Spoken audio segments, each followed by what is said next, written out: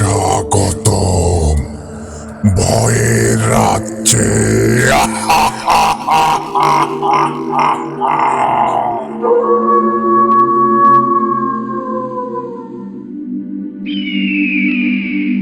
আসসালামু আলাইকুম প্রিয় শ্রোতা বন্ধুগণ, সবাইকে স্বাগতম জানাচ্ছি ভূত আড্ডার আরও একটি নতুন স্পেশাল এপিসোডে। শুরুতেই আপনাদের সবাইকে জানাতে চাই ঈদের শুভেচ্ছা, ঈদ মোবারক। আশা করি সবাই এই মুহূর্তে অনেক আনন্দে দিন পার করছেন এবং আপনাদের এই আনন্দকে বহাল রাখতেই আমাদের এই বিশেষ আয়োজন। আজকে কিন্তু আপনাদের জন্য বিশেষ একটি ঘটনা নিয়ে উপস্থিত হয়েছি।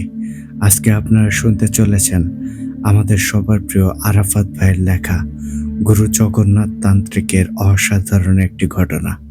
শুধু এতটুকুই বলবো, ঘটনাটি ধৈর্য সহকারে শুনবেন। ঘটনার মধ্যকার টুইস্টগুলো বুঝতে হলে আপনাকে পুরো ঘটনাটা ধৈর্য সহকারে শুনতে হবে। তাহলেই বুঝতে পারবেন কতটা অসাধারণ একটা ঘটনা আজকে আপনারা শুনতে চলেছেন। তো বেশি কথা বলে ঘটনার আমেজটা নষ্ট করতে চাচ্ছি না, মূল ঘটনায় চলে যাব। তার আগে আপনাদেরকে বলতে চাই, আপনারা যারা এখনও আমাদের চ্যানেলটিকে সাবস্ক্রাইব করেননি, দ্রুত সাবস্ক্রাইব করে ফেলুন এবং পাশে থাকা বেল আইকনটি অন করে রাখুন। এর ফলে কিন্তু আমাদের পরবর্তী সকল আপডেট সবার আগে আপনাদের কাছে পৌঁছে যাবে। আর আপনারাও যদি আমাদেরকে ঘটনা পাঠাতে চান, সেক্ষেত্রে আপনাদের কাছে দুইটি ওয়ে আছে। প্রথমত, আপনারা সরাসরি আমাদেরকে হোয়াটসঅ্যাপে নক দিতে পারেন, আর আমাদের হোয়াটসঅ্যাপ নাম্বারটি আমাদের ডেসক্রিপশন বক্সে অথবা কমেন্ট বক্সে প্রিন্ট আপ করা আছে। এছাড়াও আপনারা চাইলেই কিন্তু আমাদেরকে সরাসরি মেলের মাধ্যমেও ঘটনা পাঠাতে পারেন। আর আমাদের মেল অ্যাড্রেসটি হচ্ছে bhutadda.stories@gmail.com। আপনাদের জানা শোনা সেরা ভয়ঙ্কর ঘটনা আমাদেরকে লিখে কিংবা ভয়েস ক্লিপ আকারে পাঠিয়ে দিতে পারেন। তাহলে এখন আর কথা বাড়াবো না, এবার সরাসরি চলে যাব আরাফাত ভাইয়ের লেখা গুরু জগন্নাথ তান্ত্রিকের ঘটনায়।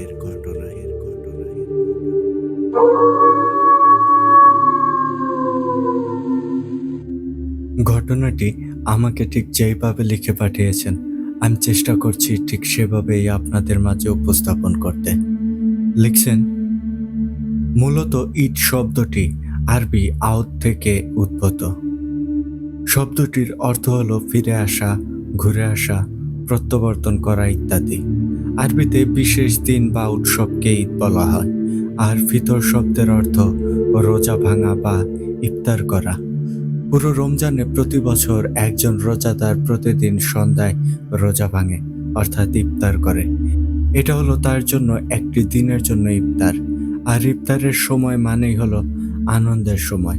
আর রমজান মাসের পরে শাওয়াল মাসের প্রথম দিনে ইফতার করা মানে হলো পুরো 1 মাস পরে ইফতার করা। রমজানের রোজা রাখার পরে একজন মুসলিম নিষ্পাপ হতে পারে। ক্ষমা প্রাপ্তির মাধ্যমে সে আনন্দিত হতে পারে। এই আনন্দ একজন মুমিন বান্দার জন্য পৃথিবীর সেরা আনন্দ হিসেবে বিবেচিত। ফলে একজন মুমিন বান্দা এই দিনে আনন্দ প্রকাশ করবে, এটাই তো স্বাভাবিক। সুতরাং এটা মুসলিমের জন্য একটি পুরস্কারের দিনও বটে। নবীজি সাল্লাল্লাহু আলাইহি ওয়াসাল্লাম বলেছেন, ঈদ উল ফিতরের দিন সকালে ফেরেশতারা রাস্তায় দাঁড়িয়ে বলতে থাকেন, হে মুসলমানরা, তোমরা দয়ালু আল্লাহর দিকে এগিয়ে এসো, উত্তম প্রতিদান এবং পূর্ণ লাভের আশায় এগিয়ে এসো। তোমাদের রাতের বেলা নামাজের নির্দেশ দেওয়া হয়েছিল, তোমরা সেটা পালন করেছ। তোমাদের দিনের বেলায় রোজা রাখতে বলা হয়েছিল, তোমরা সেই নির্দেশও পালন করেছ। তোমরা দরিদ্রকে আহার করানোর মাধ্যমে আল্লাহকে আহার করিয়েছ। আর এখন নামাজ পড়ার মাধ্যমে এই সব পূর্ণ কর্মের প্রতিদান ও পুরস্কার গ্রহণ করো। ঈদের নামাজ শেষ হলে একজন ঘোষণাকারী ফেরেশতা ঘোষণা করেন, শোনো হে নামাজ আদায়কারীরা, তোমাদের মহান আল্লাহ মাফ করে দিয়েছেন। সুতরাং নিষ্পাপ অবস্থায় নিজ গৃহে ফিরে যাও। আজ পুরস্কার গ্রহণের দিন।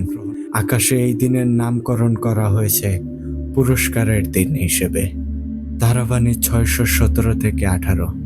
প্রিয় শ্রোতা বন্ধুরা, ঈদ মানে আনন্দ, আর এই ঈদের আনন্দ আমরা ভূতাড্ডা টিম ভাগাভাগি করতে চাই আপনাদের সবার সাথে। তাই ঈদের আনন্দকে দ্বিগুণ করতে আপনাদের জন্য নিয়ে এসেছি ঈদের স্পেশাল ঘটনা। সেই সাথে জানাই ঈদের আন্তরিক শুভেচ্ছা। ঈদ মোবারক। আসসালামু আলাইকুম প্রিয় শ্রোতা বন্ধুরা, আশা করি সবাই ভালো আছেন। আমিও পরম করুণাময় আল্লাহর অশেষ রহমতে অনেক ভালো আছি। আমি মোহাম্মদ আরাফাত, ভূতাড্ডার একজন অ্যাডমিন ও স্টোরি কালেক্টর এবং রাইটার। আমার গ্রামের বাড়ি চট্টগ্রামের আনোয়ারা উপজেলায়, যদিও বর্তমানে কাতারের একটি সুনামধন্য কোম্পানিতে আমি একজন কম্পিউটার অপারেটর হিসেবে কর্মরত আছি। আজকে আপনাদের জন্য যেই ঘটনাটি নিয়ে হাজির হয়েছি, এটি আপনাদের সবার প্রিয় গুরু জগন্নাথ তান্ত্রিকের একটি ঘটনা। সকলের আবদার ছিল যেন কালো জাদুর ঘটনা নিয়ে আসি, তাই আপনাদের অনুরোধ ফেলতে পারিনি। ব্যতিক্রম না করে আপনাদের জন্য নিয়ে হাজির হয়েছে একটি দুর্দান্ত কালো জাদুর ঘটনা নিয়ে। ঘটনাটি আমি যেইভাবে পেয়েছি অনেকটা সংক্ষিপ্ত আকারে। ঘটনাটি সকলের বোঝার সুবিধার্থে ও ঘটনার মান বৃদ্ধি করতে আমি চেষ্টা করেছি আমার মতো করে সাজিয়ে গুছিয়ে ঘটনাটি উপস্থাপন করতে। আশা করি ঘটনাটি আপনাদের কাছে খুবই ভালো লাগবে। ঘটনার মাঝে সকল চরিত্রের সুরক্ষার খাতিরে আমি সবগুলো নাম ছদ্মনাম হিসেবে ব্যবহার করছি। ঘটনার মাঝে ভুল ত্রুটি ক্ষমাসুন্দর দৃষ্টিতে দেখার অনুরোধ রইল। তো চলুন ঘটনার সূচনা দীর্ঘায়িত না করে মূল ঘটনায় প্রবেশ করা যাক। বিয়ের রাতেই যে বর বউকে ফেলে একা রেখে পালিয়ে গিয়েছিল, সেই স্বামীকেই আজ 4 বছর পর প্রথমবারের মতো নিজের সামনে দেখে থমকায় সোহা। ড্যাব ড্যাব করে তাকিয়ে দেখে ছেলেটার সাজ পোশাক। সোহা আগেও দেখেছে এই মানুষটাকে, তবে শুধুমাত্র ছবিতেই। এমনকি বিয়ের দিনও সে তার স্বামীর দিকে চোখ তুলে তাকায়নি লজ্জায়। আজ তাকাচ্ছে। পরনে ব্লেজার, তাও ব্লেজারের ভেতরে শার্টের খোলা অংশটুকু উকি দিয়ে ফর্সা লোমহীন বুক। চেহারার দিকে তাকিয়েই বুঝতে পারলো এই ছেলের জন্য এত মেয়ে পাগল হওয়ার কারণ। শুধু চেহারায় কি পাগল হওয়ার কারণ? এই ছেলের গলা আর কথাগুলোও তো দারুণ ছিল। যে কণ্ঠের সাথে তার বহুদিন আগে পরিচয় হয়েছিল, যে কণ্ঠ আর কণ্ঠ দ্বারা বলা কথাগুলো তাকে কাবু করেছিল বহুদিন আগেই। আর তার দরুনই তো প্রথমে বিয়েটা নাকচ করলেও পরবর্তীতে সোহা রাজি হয়েছিল বিয়েটা করতে। কিন্তু কে জানতো তাকে দুর্বল করাটাও যে এই ছেলের একটা টোপ ছিল কেবল। সোহা ছোট্ট শ্বাস ফেলে। সচ্ছর চোখজোড়া তাকিয়ে বোধহয় সোহাও এই মুহূর্তে পাগল পাগল অনুভূতিটা টের পাচ্ছে। কেন পাচ্ছে? সে তো এই মানুষটার জন্য ঘৃণা জমিয়েছিল, অথচ এতকাল এই পাড়ার মেয়েদের কাছে আর সচ্ছর কাজিনদের কাছে এই ছেলের রূপের প্রশংসা শুনতে শুনতে এতটাই অভ্যস্ত ছিল যে আজ নিজের মনে মনে এই ছেলের রূপ দেখে বাহবা দিল। কিন্তু মনের ঘৃণাটুকু তো মুছে ফেলবার নয়। তাই তো এতকাল পর স্বামীকে কাছে থেকে দেখেও এক প্রকার এড়িয়েই চলে যেতে লাগলো সে। অথচ পুরোপুরি এড়িয়ে যেতে না যেতেই দেখতে পেল সুন্দরী এক মেয়েকে, সাথে 2 জন ছেলেও। মেয়েটা স্বচ্ছের হাত জড়িয়ে এক প্রকার ঠোঁট বাঁকিয়ে বলে উঠল, স্বচ্ছ, মনে হচ্ছে তোর বাবা মা আজ বাসায় নেই। আমরা বরং আজকের দিনটা তোর ফ্ল্যাটেই কাটাতে পারি, বল। সোহা নীরবে মেয়েটার হাত ধরা দেখল, গা জ্বলে উঠল যেন। নিজে গিয়ে মেয়েটার গালে চড় বসাতে মন চাইল, অথচ পারল না। স্বচ্ছ ততক্ষণে তাকালো মেয়েটার দিকে, হাত ছাড়িয়ে বিরক্ত সুরে বলল, ফ্ল্যাটে কাটালে আমি কষ্ট করে নিজের বাসায় আসলাম কেন? বাসায় এসেছি যখন বাসাতেই থাকবো। ওই মেয়েকে শায়েস্তা করতে তো হবেই আমার। মেয়েটার সঙ্গে সঙ্গেই বলল, কে? তোর খ্যাত বউটা? যদি এতদিন পর হাজবেন্ডকে দেখে আবেগে আপ্লুত হয়ে তোকে জড়িয়ে টরিয়ে ধরে দোস্ত, তুই কি করবি তখন? সোহার মেজাজ চিড়চিড় করলো। সে খ্যাত? তাকে খ্যাত বলল এই মেয়ে?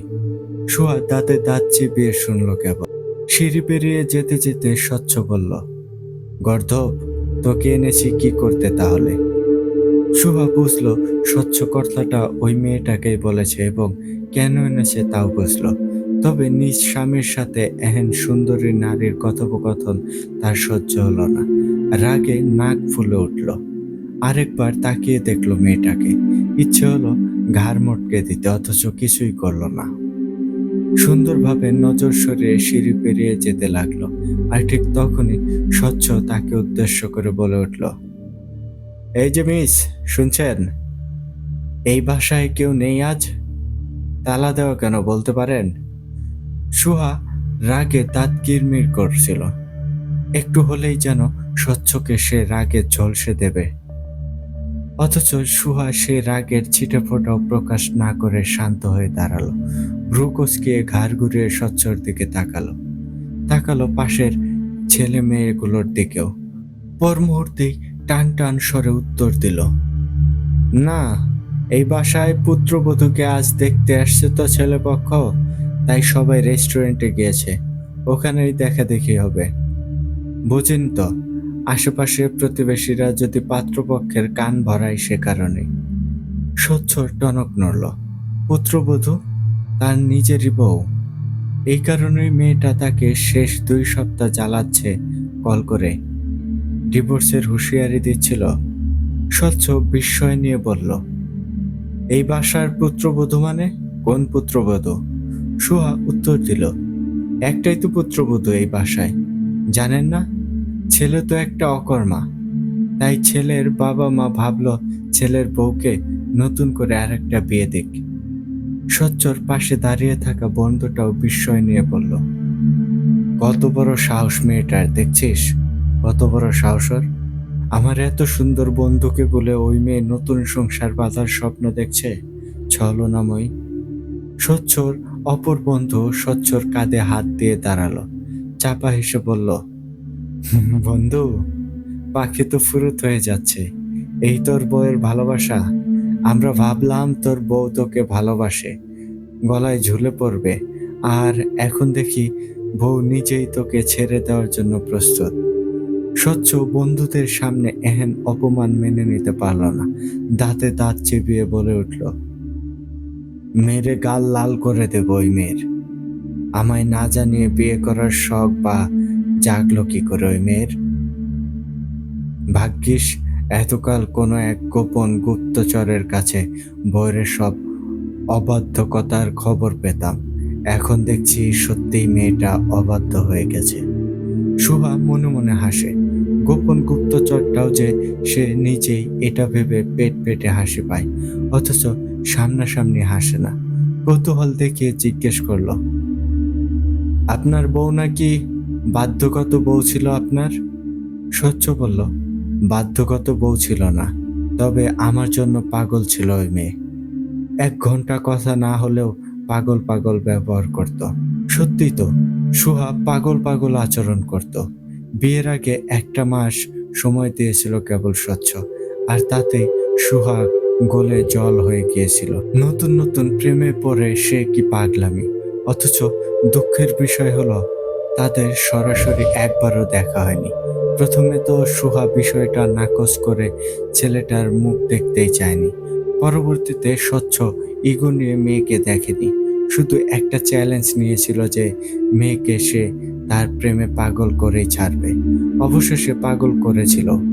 তারপর সে নিজেই ছেড়ে দিয়ে বদলা নিল মেয়েটার ওপর। সুহা ভেবে দুঃখ পেল, কঠিন স্বরে বলল, কি করে বুঝলেন যে সে পাগল ছিল? স্বচ্ছ হেসে উত্তর দিল, কারণ আমি পাগল বানিয়েছিলাম তাকে। এখন বলুন, আমার বাসার সবাই কোথায় জানেন? জানলে ফটাফট বলে ফেলুন। সুহার মেজাজ খারাপ হয়ে যায়। তার উপর স্বচ্ছর এহেন প্রশ্ন পছন্দ হলো না। দৃঢ় স্বরে বলল, এই বাসায় কে কখন থাকবে তা জানার দায়িত্ব নিশ্চয়ই আমি নিয়ে রাখিনি। বাসায় কেউ আছে নাকি নেই না জেনে কোথায় থেকে টপকে এসেছেন যখন আগে থেকে বলে আসেননি কেন? দ্বিতীয় কথা, কারো কাছে কিছু জিজ্ঞেস করলে সুন্দরভাবে জিজ্ঞেস করবেন। এমন উত্তর পেয়ে স্বচ্ছর মুখটা বোধহয় চুপসে গেল। সুহার দিকে যে সরু চোখে চাইলো একবার। মেয়েটাকে আগে কখনো দেখেছে বলে মনে পড়ে না তার। মনে মনে ভেবেই নিল যে হয়তো বাসার ভাড়াটিয়া হবে এই মেয়েটা। এবারে সুন্দরভাবেই বলল, আমি এই বাসার মালিকের ছেলে। আপনি কি জানেন ওনারা কোথায় গেছেন? সুহা আগের মতোই মেজাজ খারাপ দেখে বলল, বাসার মালিকের ছেলে বললে কি আমি আপনাকে আলাদা সম্মান করব ভাবছেন? স্বচ্ছ ভদ্রতা দেখিয়েও যখন ভদ্র উত্তর না পেল তখনই বিরক্ত হয়ে বলে উঠল, না করলে আপনাকে বাসা থেকে বের করে দেব বেয়াদব মেয়ে। সুহা ভয় পাওয়ার ভান ধরে বলল, বের করে দেবেন? বাহ বাহ, ভয় পেলাম আমি। স্বচ্ছ দাঁতে দাঁত চেপে প্রশ্ন ছুড়ল, কি মনে হচ্ছে বের করতে পারবো না আপনাকে? সুহা বলল, আপনি বের করে দিলেই বা আমি কেন বের হয়ে যাব? টাকা দিয়ে আছি, এমনি এমনি তো আর থাকছি না রে ভাই। আজাইরা পেঁচাল বাদ দিন। কথাগুলো বলেই মুখ কেমন করে নিচে নেমে গেল সুহা। স্বচ্ছ আর ওর বন্ধুরা চেয়ে থাকলো কেবল বোকার মতো। স্বচ্ছ তো বিড়বিড় করে বলল, এই মেয়ে নির্ঘাত আমার বউয়ের থেকে ট্রেনিং প্রাপ্ত বেয়াদব। স্বচ্ছর পাশের বন্ধুটা তখন হেসে বলল, মেয়েটা কিন্তু সুন্দর আছে দোস্ত, প্রপোজ করলে দোষ হবে না নিশ্চয়ই। ছেলেটা কথা বলার পরপরই স্বচ্ছর পাশে দাঁড়িয়ে থাকা মেয়েটা এবারে বলে উঠল, কাকে প্রপোজ করবে ওই মেয়েরে? ছেলেটা বলল, সমস্যা কি করলে? তোরে তো আর তোর আব্বাই আমার সাথে বিয়ে টিয়ে দেবে না, তাই না? তার চেয়ে অন্য একটা জুটিয়ে নেওয়াই ভালো। উত্তরটুকু দিয়ে ছেলেটাও ফ্যাল ফ্যাল করে তাকায় মেয়েটার দিকে। মেয়েটা নিধি। বাকি দুইজন ছেলে হলো আবির আর সাদাব। তিনজনই স্বচ্ছর বন্ধু। স্বচ্ছ কেমন করে তাকাতেই নিধি ক্ষেপে তাকালো সাদাবের দিকে। বলল, আবার বল। সাদাব এই পর্যায়ে বিড়বিড় করেই বলল, কিছু না, চল স্বচ্ছর বউকে খুঁজি আপাতত। স্বচ্ছ হতাশ। সে এসেছিল মেয়েটাকে সায়স্তা করতে, আবার ও নিজের প্রেমে হাবুডুবু খাইয়ে মেয়েকে গোল দিতে। অথচ এখানে সেই শুনছে মেয়ে ফুরুত হয়ে যাচ্ছে তার খাঁচা থেকে। স্বচ্ছ ঠোঁট ফুলিয়ে শ্বাস ফেলেই একটা নাম্বারে মেসেজ করলো। পরপরই ওই নাম্বার থেকে কল এলো। স্বচ্ছ কলটা রিসিভ করলো। ওপাশ থেকে মেয়েলি কণ্ঠ ভেসে এলো, এটা কি আপনার বাংলাদেশি সিম নাকি মিস্টার অস্বচ্ছ? যাই হোক, আমার টানে অবশেষে দেশে এসে পড়েছেন দেখে খুশি হলাম। বিয়েতেও এভাবে চলে আসবেন। স্বচ্ছর চাপা রাগ হলো। কেন জানি না মেয়েটাকে এখন কষে থাপ্পড় দিতে পারলে শান্তি লাগতো তার। তবুও টান টান স্বরে শীতল রাগ দেখিয়ে বলে উঠল, স্বচ্ছর দিকে সব মেয়েই আগ্রহ নিয়ে চোখে সুহাসিনী। অনাগ্রহ দেখানোর সাহস দেখায়নি এই পর্যন্ত কেউ। সে জায়গায় তুমি আমার বউ হয়ে আমায় ছেড়ে অন্য কাউকে ঝুঁকবে, আমার এই অপমান আমি চুপচাপ মেনে নেব, এটা ভাবলে কি করে সুহাসিনী? সুহা তাচ্ছিল্যর হাসি হেসে ঠোঁট বাঁকিয়ে বলে উঠল, খুব অহংকার না নিজের সৌন্দর্যের? আমি কিন্তু আগেও আপনার সৌন্দর্যের প্রেমে পড়িনি অস্বচ্ছ সাহেব। আপনার কণ্ঠের আর কথার প্রেমে পড়েছিলাম। স্বচ্ছ বাঁকা হেসে শোধায়, এবারে সৌন্দর্যের প্রেমেও পড়বে, আপাদমস্তক সব কিছুরই প্রেমে পড়বে। এমন ভাবে প্রেমে পড়বে যে আমায় ছাড়া আর কিছুই বুঝবে না সুহাসিনী।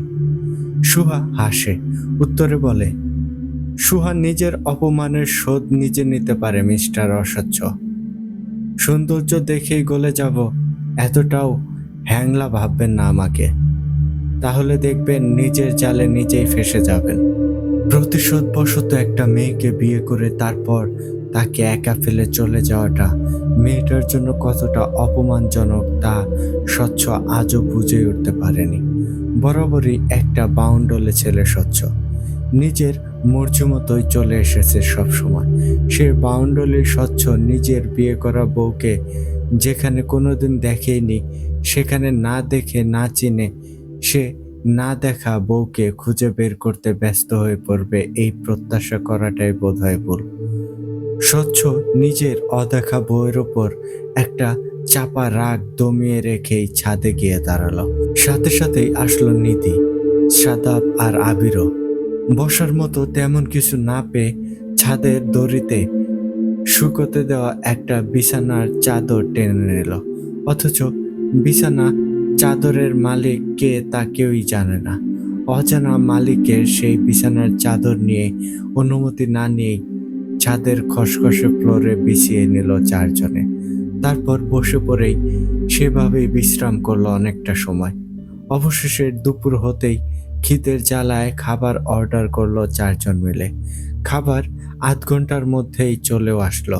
তারপর খাওয়া শেষ করে নিধি ছাদে দেখতে দেখতেই চুইংগাম চিবিয়ে বলল, বাবা, তোদের ছাদখানা দেখি ফুলে ফুলে ঝকঝকা করেছে দোস্ত।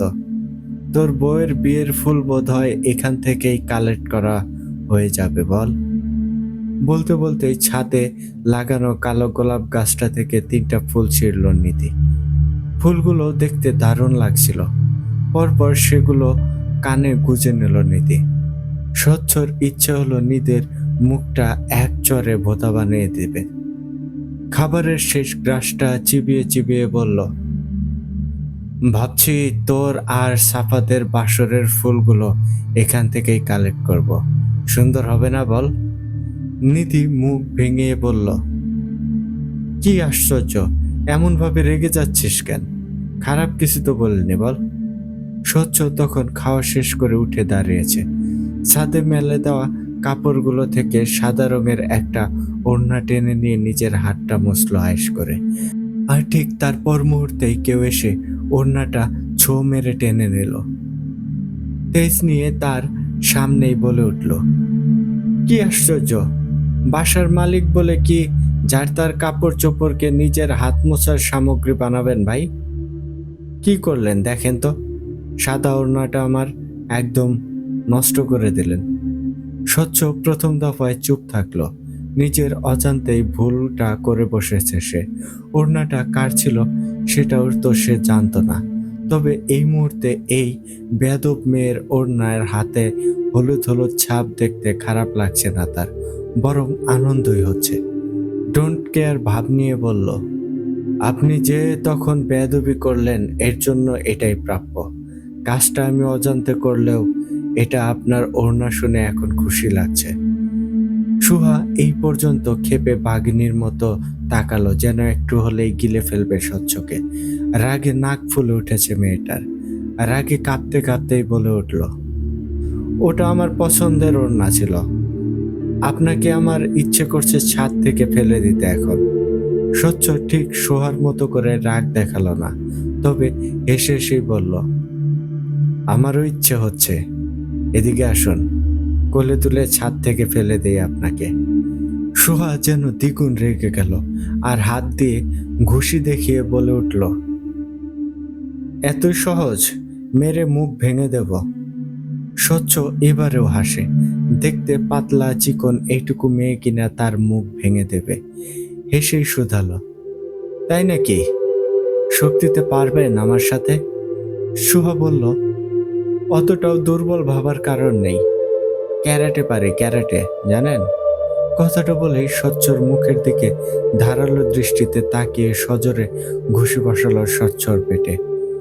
ভ্রু নাচিয়ে বলে উঠল, এবার বলুন ঘুষিটা কেমন ছিল? স্বচ্ছ তো ব্যথায় নাক মুখ কুচকালো না, তো ব্যথায় পেট চেপে ধরল। উল্টো সুহার কথা শুনে পেট ফাটা হাসিতে ফেটে পড়ল।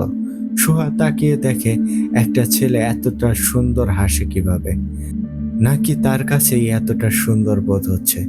সুহার বুক চিনচিন করে, বুকের ভেতর হৃদস্পন্দন আন্দোলিত হয়ে শুধায়, ছেলেটা মারাত্মক হাসে, সাথে দৃশ্যমান ছেলেটার টারাবাঁকা ঝকঝকে দাঁতগুলো। সুহার বুকে হৃদস্পন্দন যেন বাড়ছে। সামান্য একটা ছেলে তাকে তার সৌন্দর্য দিয়ে কাবু করে ফেলছে। নিজের এহেন অবনতি আর দুর্বলতা দেখে নিজেরই ঘৃণা হলো। পর মুহূর্তেই দাঁত মুখ শক্ত করে নজর সরাতেই কানে এলো স্বচ্ছর হাস্যোজ্জ্বল স্বর, এই পাটকাঠি ঘুষিতে আমি ভয় পেয়ে যাব মিস। আপনার ক্যারাটে দেখে আমি বিস্মিত, মিস ক্যারাটে পারা ম্যাম। সুহা আবারও রাগী চাহনিতে চাইল। হাত চালিয়ে স্বচ্ছর মুখ বরাবর একটা ঘুষি দিতে চাইতেই স্বচ্ছর সরে গেল। চাপা এসে বলে উঠল, থাক থাক, নিজের এনার্জি খরচ করবেন না। ফোঁস করে, আপনি মেয়ে, আমি তো আর মারামারিতে আপনার সাথে লাগতে যাব না বলুন। তার চেয়ে মনে মনে নিজেকে বিজয়ী ধরে সুখী হন। সুহা ফোঁস করছে তখনও। রাগে নাক ফুলিয়ে স্বচ্ছর দিক থেকে নজর সরাতেই চোখে পড়ল নিধির কানে গোজা 3টে কালো গোলাপ। সুহার চোখ মুহূর্তেই গেল কালো গোলাপ গাছটায়। তার নিজের গাছ। অনুমতি না নিয়ে ফুল ছেঁড়াতে মেজাজ অনেক খারাপ হলো। নিধির দিকে তেজ নিয়ে চেয়ে থেকে একদম নিধির সামনে গিয়েই দাঁড়ালো। কানে গুজে থাকা 3টা গোলাপই একটানে নিজের হাতে নিয়ে বলে উঠল, এই যে হাসতে হাসতে ফেটে পড়া পাগলের প্রেমিকা, আমার গাছের ফুল ছিঁড়ছেন কেন? কয়টা ছিঁড়ছেন? ছেঁড়ার আগে অনুমতি নিয়েছেন? হ্যাঁ? আচমকা নিধি এই মেয়ের কাণ্ড দেখে বকরে গেল। মনে মনে সুহাকে ভয় পেল সে। না জানি তাকেও স্বচ্ছর মতো করে ঘুষি বসিয়ে দেয়। নিধি শুকনো ঢোক গিলল। অনুমতি যে নেয়নি তা না বলে উল্টো বলে বসলো, আমি আমি ছিঁড়িনি তো, স্বচ্ছ ছিঁড়ে দিয়েছে আমায়। এটা ওর নিজের বাসা না, তাই ও নিজে ছিঁড়ে কানে গুজে দিয়েছে আমায়। সুহার মেজাজ চরম লেভেলে পৌঁছানোর জন্য বোধহয় এই কথাটাই যথেষ্ট ছিল। স্বচ্ছর দিকে খেপা বাঘিনীর মতো এক নজর তাকিয়ে পরবর্তীতে আবার তাকালো নিধির দিকে। টান স্বরে বলে উঠল, বাসা ওনার হলেও ফুল তো ওনার না। ফুল যেহেতু ছিঁড়েছেন, ফুলের দাম দিন আপু, না হলে ফুল আবার গাছে জোড়া লাগিয়ে দিন। নিধি এবার অসহায় স্বরেই বলল, কি করে লাগাবো? ছিঁড়ে ফেললে লাগানো যায় নাকি? সুহা বলল, তাহলে টাকা পরিশোধ করুন, পার পিস 50 টাকা। স্বচ্ছ এগিয়ে এলো। কচকচে একটা নোট সুহার দিকে এগিয়ে দিয়ে বলে উঠল, 3টা ফুল ছেঁড়া হয়েছে, 1000 টাকা দিলাম, আশা করি স্যাটিসফাইড আপনি। স্বচ্ছ ভাবল এই মেয়ে টাকা পেয়ে খুশি হয়ে বউ দৌড় দেবে, অথচ হলো না। উল্টো সুহা টাকা না নিয়েই বলল, না, খুচরোর 150 টাকা দেবেন। এখানে আপনার বড়লোকিপনা দেখতে দাঁড়িয়ে নেই ভাই। সাদাবের এবারে হাসি আসলো বন্ধুর এহেন অপমান আর সুহার হাবভাব দেখে। স্বচ্ছর কানে কানে ফিস করে বলে উঠল, কি বেয়াদব মেয়ে রে দোস্ত, তোর একটুও সম্মান দিচ্ছে না দেখ। সাদাব কথাটা কানে কানে বললেও কানে কানে কথাটা ঠিক আবদ্ধ থাকলো না, এসে গেল সুহার কানেও। সুহা কটমট করে সাদাবের দিকে তাকাতেই সাদাব ভয়ে আমতা করে বলে উঠল, শুনুন, আমার কাছে খুচরো আছে, দিচ্ছি, দাঁড়ান। কথাটুকু বলেই মুহূর্তেই 150 টাকা এগিয়ে দিয়ে বলল, নিন, 150 টাকায় আছে। সাদাব এগিয়ে দিল টাকাটা। সোহা নিল, হুঁশিয়ারি দিয়ে বলে গেল, গুড, নেক্সট বার আমার কাছে হাত দিলে হাত কেটে ফেলবো, মাইন্ড ইট। কথাটুকু বলেই চলে যেতে যাচ্ছিল সোহা। নিধি ফ্যাল করে তাকিয়ে বলল, দোস্ত, টাকা নিল, ফুলগুলো তো দিল না। স্বচ্ছ গুরুত্ব না দিয়ে বলল, ওই ফুল এতটা প্রয়োজনীয় না, বাদ দে। সুহা শুনল, পা ঘুরিয়ে এসে স্বচ্ছর সামনে দাঁড়িয়ে নিজের ওড়নার সাথে সাথে মেঝে থেকে বিছানার চাদরটাও আঁকড়ে নিল। অপর হাতে ফুলগুলো এগিয়ে সাদাবকে, নিধিকে আর আবিরকে একটা করে গোলাপ দিয়ে বলল, আপনাদের ফুল নিন। টাকাগুলো ফুলের বিনিময়ে নেয়নি, ফুল ছেঁড়ার বিনিময়ে জরিমানা নিয়েছি আপু। আর হ্যাঁ, ওড়না, বিছানার চাদর এগুলো ময়লা করার শোধ আপাতত তুলে রাখলাম, সুযোগ বুঝে নিয়ে নেব। কথাগুলো টান স্বরে বলেই সুহা চলে গেল। আবির কালো গোলাপটার দিকে চেয়ে থেকেই মিনমিনে স্বরে বলল, দোস্ত, কি ডাকাত মেয়ে রে! এই মেয়ে কোন বাপের মেয়ে, কোথায় থেকে উদয় হলো, বাপরে বাপ। পর মুহূর্তে আবার বলল, তবে ভালো আছে, কি সুন্দর গোলাপ দিয়ে গেল আমাদের, শুধু স্বচ্ছকেই দিল না। একটু আগে অবধি দেখলাম স্বচ্ছর বই অবহেলা করছে স্বচ্ছকে, এখন দেখি অন্য মেয়েরাও স্বচ্ছকে পাত্তা দিচ্ছে না। কাহিনী কি মামা? তোর সৌন্দর্য কমে যাচ্ছে নাকি বলতো? স্বচ্ছ আবিরের কথাটা পাত্তা না দিয়ে বিড়বিড় করে বলল, পড়ে আছি এক ঝামেলায়, যোগ হচ্ছে আরেক ঝামেলা। এই মেয়ের বিষয় পরে, আগে বাসার লোক আর আমার না দেখা বউ কবে আসবে তা ভাবি। বিকেল অবধি সময়টা স্বচ্ছর ছাদেই কাটলো। তারপর যখন শীতল হাওয়া চোখ বুজে বুজে আসবে, ঠিক তখনই ছাদে এলো পিনপিনের শরীরের অষ্টাদশী এক মেয়ে। সাদাব সে মেয়েকে দেখেই স্বচ্ছকে ঠেলে দিল, ইশারায় বোঝালো এই মেয়েকে। অথচ তার আগে এই মেয়েটা তাদের দিকে ঝুঁকে স্বচ্ছকে বলে উঠল, ভাইয়া, কতক্ষণ হলো এসেছ?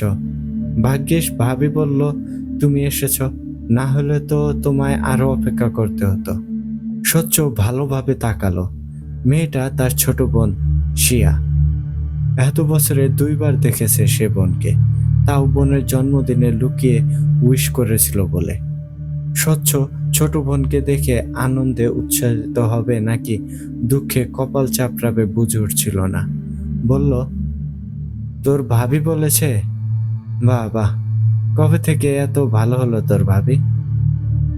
শিয়া ভাবির পক্ষ নিয়ে বলে উঠল, ভাবি খারাপ বিবাহ ছিল কবে ভাইয়া? তুমি তো রেখে গেলে ভাবিকে। স্বচ্ছ মানল না, অদৃশ্য রাগ নিয়ে বলল, বিয়েতে প্রথম দফায় অপমান করেছিল তোর ভাবি, এক মুহূর্তেই বিয়েটা নাকচ করে দিয়ে সবার সামনে আমার সম্মানের 12টা বাজিয়ে দিয়েছিল ওই মেয়ে। জবাবে শিয়া বলল, সেই জন্য তুমি তো ভাবির সম্মানের 12টা বাজালে, তাই না? সদ্বোধ তো হয়েই গেল বলো।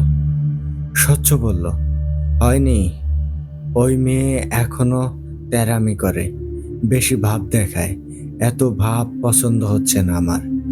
শিয়া হতাশ হয়ে বলে, তোমার পছন্দ হয়ে কি হবে? ভাবি তো অন্য কারো বউ হয়ে যাবে, তাই না? তুমি কেবল এখন ডিভোর্সটা দেবে। স্বচ্ছ তিরিং করে উঠে দাঁড়ালো আর বলল, বললেই হলো? শিয়া বলে, তাহলে কি করবে?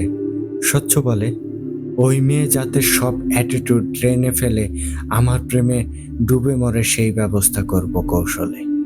শিয়া সরু শ্বাস টেনে বলল, তারপর আবার ছেড়ে যাবে? স্বচ্ছ রাগে না বোনের ওপর, তবে ফোন বের করে কতগুলো হাত ধরাধরি এই সেই ছবি দেখালো, যেগুলোতে হাতের মালিকদের না দেখা গেলেও বোঝা যাচ্ছে একটা মেয়ের হাত, একটা ছেলের হাত। দেখিয়ে বলল, দেখ, তোর অতি ভালোভাবের কাজ কারবার। গত 2 মাস যাবৎ কোনো ছেলের হাত ধরাধরি করে ছবি পাঠিয়েছে আমায়, কোন ছেলের থেকে ফুলও নিয়েছে, কোন ছেলের সাথে ডেটে গিয়ে কফি খাচ্ছে, সব ছবি পাঠিয়েছে। এসব করে জ্বালানোর মানে কি বল? শিয়া উত্তরে বলে, নিশ্চয়ই ভাবি তোমাকে ভুলে অন্য কারোর প্রেমে পড়েছে, এটাই বোঝাচ্ছে। স্বচ্ছ রাগে ফুঁসে বলল, ডিভোর্স দেবে বলেছে ওই মেয়ে আমাকে, সাহস কত? শিয়া বলে, খারাপ কি? তুমি তো আর সংসার করার জন্য বিয়েটা করনি, তাই না? স্বচ্ছ বলে, তাই বলে আমায় প্রত্যাখ্যান করবে? এত সাহস? শিয়া ভাইয়ের পক্ষ নিল না, বরং উত্তরে বলল, এতটাও সাহস দেখায়নি ভাইয়া। নেহাতি তুমি মানতে পারছো না বিষয়টা, তাই।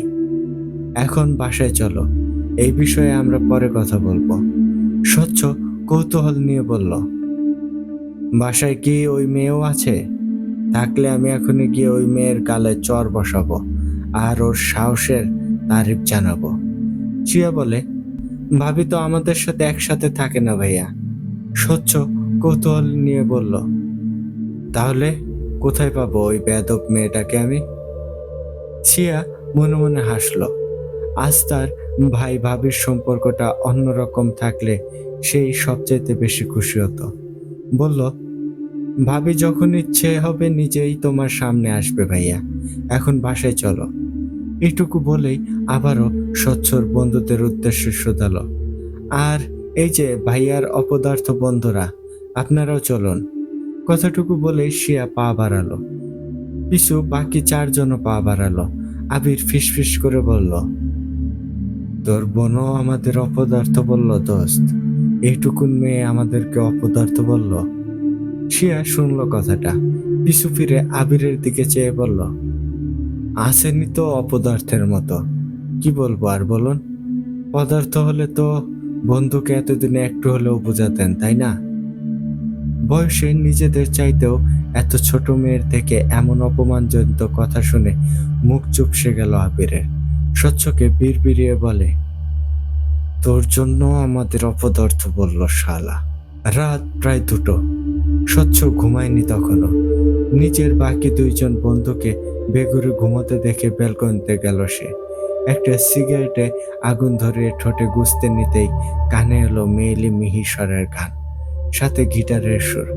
স্বচ্ছর কেন জানি না গিটারের নেশার থেকেও মেয়েলির কণ্ঠের সেই গানটা শুনতেই ভালো লাগছিল। নিজের চোখের সামনে নিজের বউয়ের হাতে চকচকে সোনার আংটি পরাচ্ছে পাত্রপক্ষ। এমন দৃশ্য দেখে স্বচ্ছ দাঁত কিরমির করলো। কয়েক পা এগিয়ে লম্বা ঘোমটা টেনে বসে থাকা মেয়েটাকে টেনে দাঁড় করালো। হাত থেকে সোনার আংটিটা ছুঁড়ে ফেলতে নিয়েই বাবা মার উদ্দেশ্য করে বলল, বউটা কার আব্বু? স্বচ্ছর বাবা এমন রূপ আশা না করলেও মনে মনে এমন কিছু হবে ভেবেছিল বোধহয়। ছেলের এমন কাণ্ড দেখে হাসি হলো তার, তবুও বলল, বউটা তোমারই। এমন করে আমি বলতে পারছি না স্বচ্ছ, কারণ তুমি তো তাকে আর বউয়ের কোনো মর্যাদা দাওনি, তাই না? কেবল বিয়েটাই করেছিলে। স্বচ্ছ রেগে আছে, ফর্সা মুখটা লাল হয়ে গেছে। অতিরিক্ত রাগের দরুন ফর্সা খাড়া নাকটার অগ্রভাগ লাল হয়ে ঠেকেছে। এই শীষ করতে করতে বলতে লাগলো, সে যাই হোক, বিষয়টা যেহেতু হয়েছে, বউটাও নিশ্চয় আমারই। আর সে বউকেই আমাকে না জানিয়ে না শুনিয়ে অনুমতি না নিয়ে বিয়ে দিয়ে দেওয়ার সিদ্ধান্ত নিলে কোন সাহসে আব্বু? স্বচ্ছর বাবা এবারে গম্ভীর স্বরে উত্তর দিল, এই ছাড়া কি সিদ্ধান্ত নেওয়া যেত? তুমি যে বাসায় ফিরে সংসার করবে তার তো কোনো নিশ্চয়তা ছিল না স্বচ্ছ। এমনকি আজ যে বাসায় ফিরলে কাল যে আবার হুট করে বাসা ছেড়ে চলে যাবে না, এটারও নিশ্চয়তা নেই আমাদের কাছে। তুমি চিরকাল নিজের মন মতোই চলেছ। স্বচ্ছ এবার সরু শ্বাস ফেলে। যেখানে সেখানে সবাই হাতে ধরে তাকে নিজের দোষগুলো ধরিয়ে দিচ্ছে, বুঝিয়ে দিচ্ছে সে দোষী, অথচ তার বউ কিছুই বলছে না। এতটা শান্ত তার বউ। স্বচ্ছ তাকালো লাল শাড়ি পরা মেয়েটার দিকে, যাকে সে একটু আগেই তার বউ বলে জানিয়ে এসেছে। স্বচ্ছ এক ধমকে বলল, এই মেয়ে। ধমকটা দিয়েই মেয়েটার ঘোমটা ফেললো, অথচ মেয়েটা ভয় পেয়ে আছে তার ধমক শুনে। মুখ চোখে তাই স্পষ্ট। স্বচ্ছর কেন যেন বিশ্বাস হলো না এটাই তার বউ। 2 পা পিছিয়ে জিজ্ঞেস করলো, কে আপনি? বিনিময়ে সে কোনোভাবে উত্তর করলো, সুহা, মানে সুহাইবা। স্বচ্ছ বিশ্বাস করলো না, শক্ত স্বরে বলল, আমি সুহাসিনীর কথার ধরন চিনি। আপনি যেই হন, তবে সুহাসিনী যে নন তা বোঝা আমার জন্য খুব একটা কঠিন বিষয় না। কথাটুকু বলেই হন হন করে চলে গেল নিজের রুমে। নিজের অপদার্থ বন্ধুদের রুমে চিত হয়ে মোবাইলে ডুবে থাকতে দেখে দ্রুত পায়ে ব্যালকনিতে গেল। সুহার নাম্বারটায় কল দিল তৎক্ষণাৎ। উপাস থেকে সুহাও কল তুলল। স্বচ্ছ সঙ্গে সঙ্গেই ডাকলো, সুহাসিনী। সুহা চোখ বুজে, এই ডাকটা তার অতি অপ্রিয় হলেও ভীষণ রকমের প্রিয় রয়ে গেছে। প্রথম প্রথম সুহা নামটাকে টেনে সুহাসিনী ডাকত স্বচ্ছ। 4 বছর পেরিয়ে গেলেও স্বচ্ছর মুখে ডাকটা এখনো আছে, তবে আগের মতো আনন্দ হয় না সুহার। আগে যেমন ফোনের অপর প্রান্ত থেকে ডাকটা শুনলেই তার হৃদয় আন্দোলিত হতো, এখন তেমনটা হয় না। তবুও নরম গলায় বলল, একটা সময় সুহাসিনীর নামটা আমি খুব আগ্রহ নিয়ে শোনার অপেক্ষায় থাকতাম, অথচ আজকাল আর এই নামটা শুনলে বিশেষ কোনো অনুভূতি হয় না আমার। স্বচ্ছ নাক লাল করে তখন বলল, সেই কারণে নাকে দড়ি দিয়ে ঘোরাতে চাইছ আমায়? সুহার হাসি এলো, বলল, কি বুঝে এই কথা বললেন? তখন স্বচ্ছ বলে, তোমার বদলে অন্য মেয়ে বসিয়ে আমার সামনে এঙ্গেজমেন্ট করে কি বোঝাতে চাইলে? নিজে যখন আসবে না, অন্যকে দিয়ে নাটক করাচ্ছ কেন? সুহা উত্তর দেয়, নাটকটা আমি অ্যারেঞ্জ করিনি, আপনার আব্বা আম্মা করেছে। আপনি বিষয়টায় ইন্টারেস্ট দেখাবেন কিনা তা দেখার জন্য। তখন স্বচ্ছ বলল, তুমি আসতে তাহলে, মেরে মুখটা ভোঁতা করে দিতাম। সুহা তাচ্ছিল্য করে বলল, আমি আপনার জন্য অতটা মরিয়া নই যে ঢ্যাং ঢ্যাং করে আপনার সামনে হাজির হতাম মিস্টার অস্বচ্ছ। স্বচ্ছ এবার চুপ থাকে। অনেকটা সময় পর শান্ত কণ্ঠে বলে, আমি তোমার গানের গলা চিনি সুহাসিনী। আগে প্রায়শই গান রেকর্ড করে পাঠাতে তুমি। সুহার এই মুহূর্তে টনক নড়ল। এত সব সতর্কতার মাঝেও একটা ভুল ইতিমধ্যে করে বসেছে বুঝতে পেরেই সন্দেহী স্বরে বলল, তো? স্বচ্ছ কপালে হাত দিয়ে স্লাইড করতে করতে বলল, রাতে গান গেয়েছিলে, নিচ থেকে আসছিল মেয়েলি গলাটা। আমি ভুল না হলে তুমি নিচের ফ্ল্যাটেই থাকো, তাই না? সুহা এড়িয়ে গেল, বদলে বলল, হুট করে আমায় নিয়ে মস্তিষ্ককে এতটা চাপ দিচ্ছেন কেন? এর কারণ কি? তখন স্বচ্ছ বলল, দেখা করতে চাইছি। আমি বাসায় ফিরেছি মূলত তোমাকে জব্দ করতে সুহাসিনী, তোমার অবাধ্যকতার শাস্তি দিতে। সুহার কণ্ঠ নরম হলো, দীর্ঘশ্বাস টেনে বলল, একটা ভুল কয়বার করব স্বচ্ছ? একবার তো জব্দ হয়েছিলাম, বাধ্য হয়েছিলাম আপনার প্রেমে। এখন তো আমি আর সে বোকা মেয়েটি নই। আপনি ভোলাতে চাইলেও এবারে ভুলবো না আমি। স্বচ্ছ শক্ত স্বরে জানালো, আমার জেদ অনেক, আমি আমার সব জেদ পূরণ করেই ছাড়ি। সুহা কণ্ঠ দ্বিগুণ শক্ত করে বলল, সাথে খুব ইগো, তাই না? এতটাই ইগো যে একটা মেয়েকে অপমানে জর্জরিত করেও আপনার শান্তি মিলছে না। স্বচ্ছ জিভ দিয়ে ঠোঁট ভেজায়। সত্যি সে ইগোর কারণেই সুহার পেছনে পড়েছে, এমনকি এখনো ইগোর কারণেই সুহার পেছনে পড়ে আছে। সুহাকে নিয়ে ভাবছে এতটা। ছোট শ্বাস ফেলে বলল, যে সুহাসিনী আমার প্রেমে মরিয়াছিল, সে সুহাসিনী এতটা অ্যাটিটিউড সহ্য হচ্ছে না আমার। সুহা বলল, আপনার সহ্য হওয়ার মতো চলতেও যে আমি বাধ্য নই। আপনি জানেন না, আমি আপনাকে হৃদয়ের সবটুকু দিয়ে ঘৃণা করি স্বচ্ছ সাহেব। স্বচ্ছ গাল ফুলিয়ে শ্বাস ফেলল। চিড়চিড়ে রাগ জমল মস্তিষ্কে। তার মুখের উপর স্পষ্ট কথা বলাতে তার রাগ ক্রমশই বাড়ছে মনে হলো। কণ্ঠে শীতল রাগ মিশিয়ে বলল, ঘৃণা করো আর যাই করো, আমি বিনা অন্য কারো সাথে মিশবে না। এটা আমাকে শান্তি দেয় না। সুহা কৌতূহল নিয়ে শুধালো, কেন? আমি যতদূর জানি আপনার মনে তো আমার জন্য একটু অনুভূতি ছিল না স্বচ্ছ। তাহলে স্বামী নামক সম্পর্কের অধিকার বোধ থেকেই শান্তি পাচ্ছেন না নাকি? স্বচ্ছ দাঁতে দাঁত চিবিয়ে বলে উঠল, ইগো থেকে, স্রেফ ইগো থেকে। আমার কোন দিকে কম আছে? আমার বউ কেন অন্যর দিকে ঝোঁকার সাহস করবে? নাকি শারীরিক চাহিদা মেটাতে?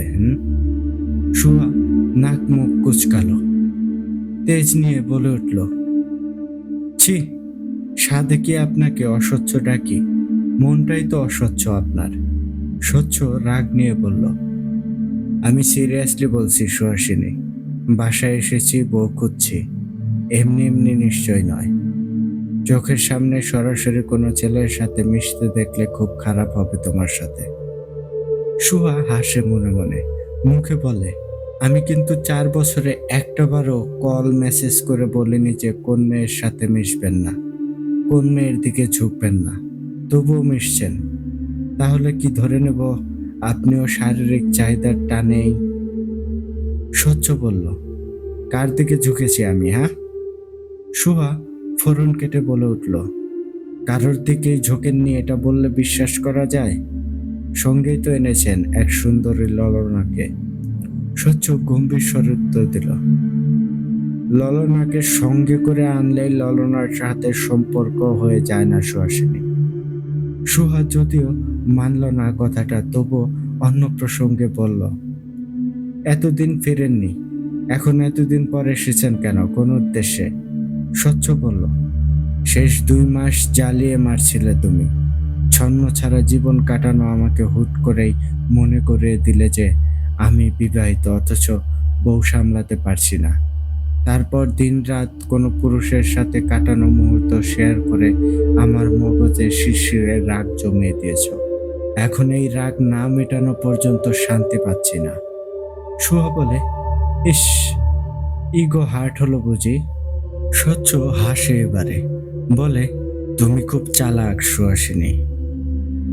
খুব ভুল না হলে তুমি জেনে শুনেই আমার ইগো হার্ট করেছ। মস্তিষ্কে তোমার চিন্তা ঢুকিয়ে দিয়েছ যাতে আমি তোমার জন্য মরিয়া হয়ে যাই, রাইট? শুভ বলল, বুঝলেন যখন আবার ছুটলেন কেন তাহলে?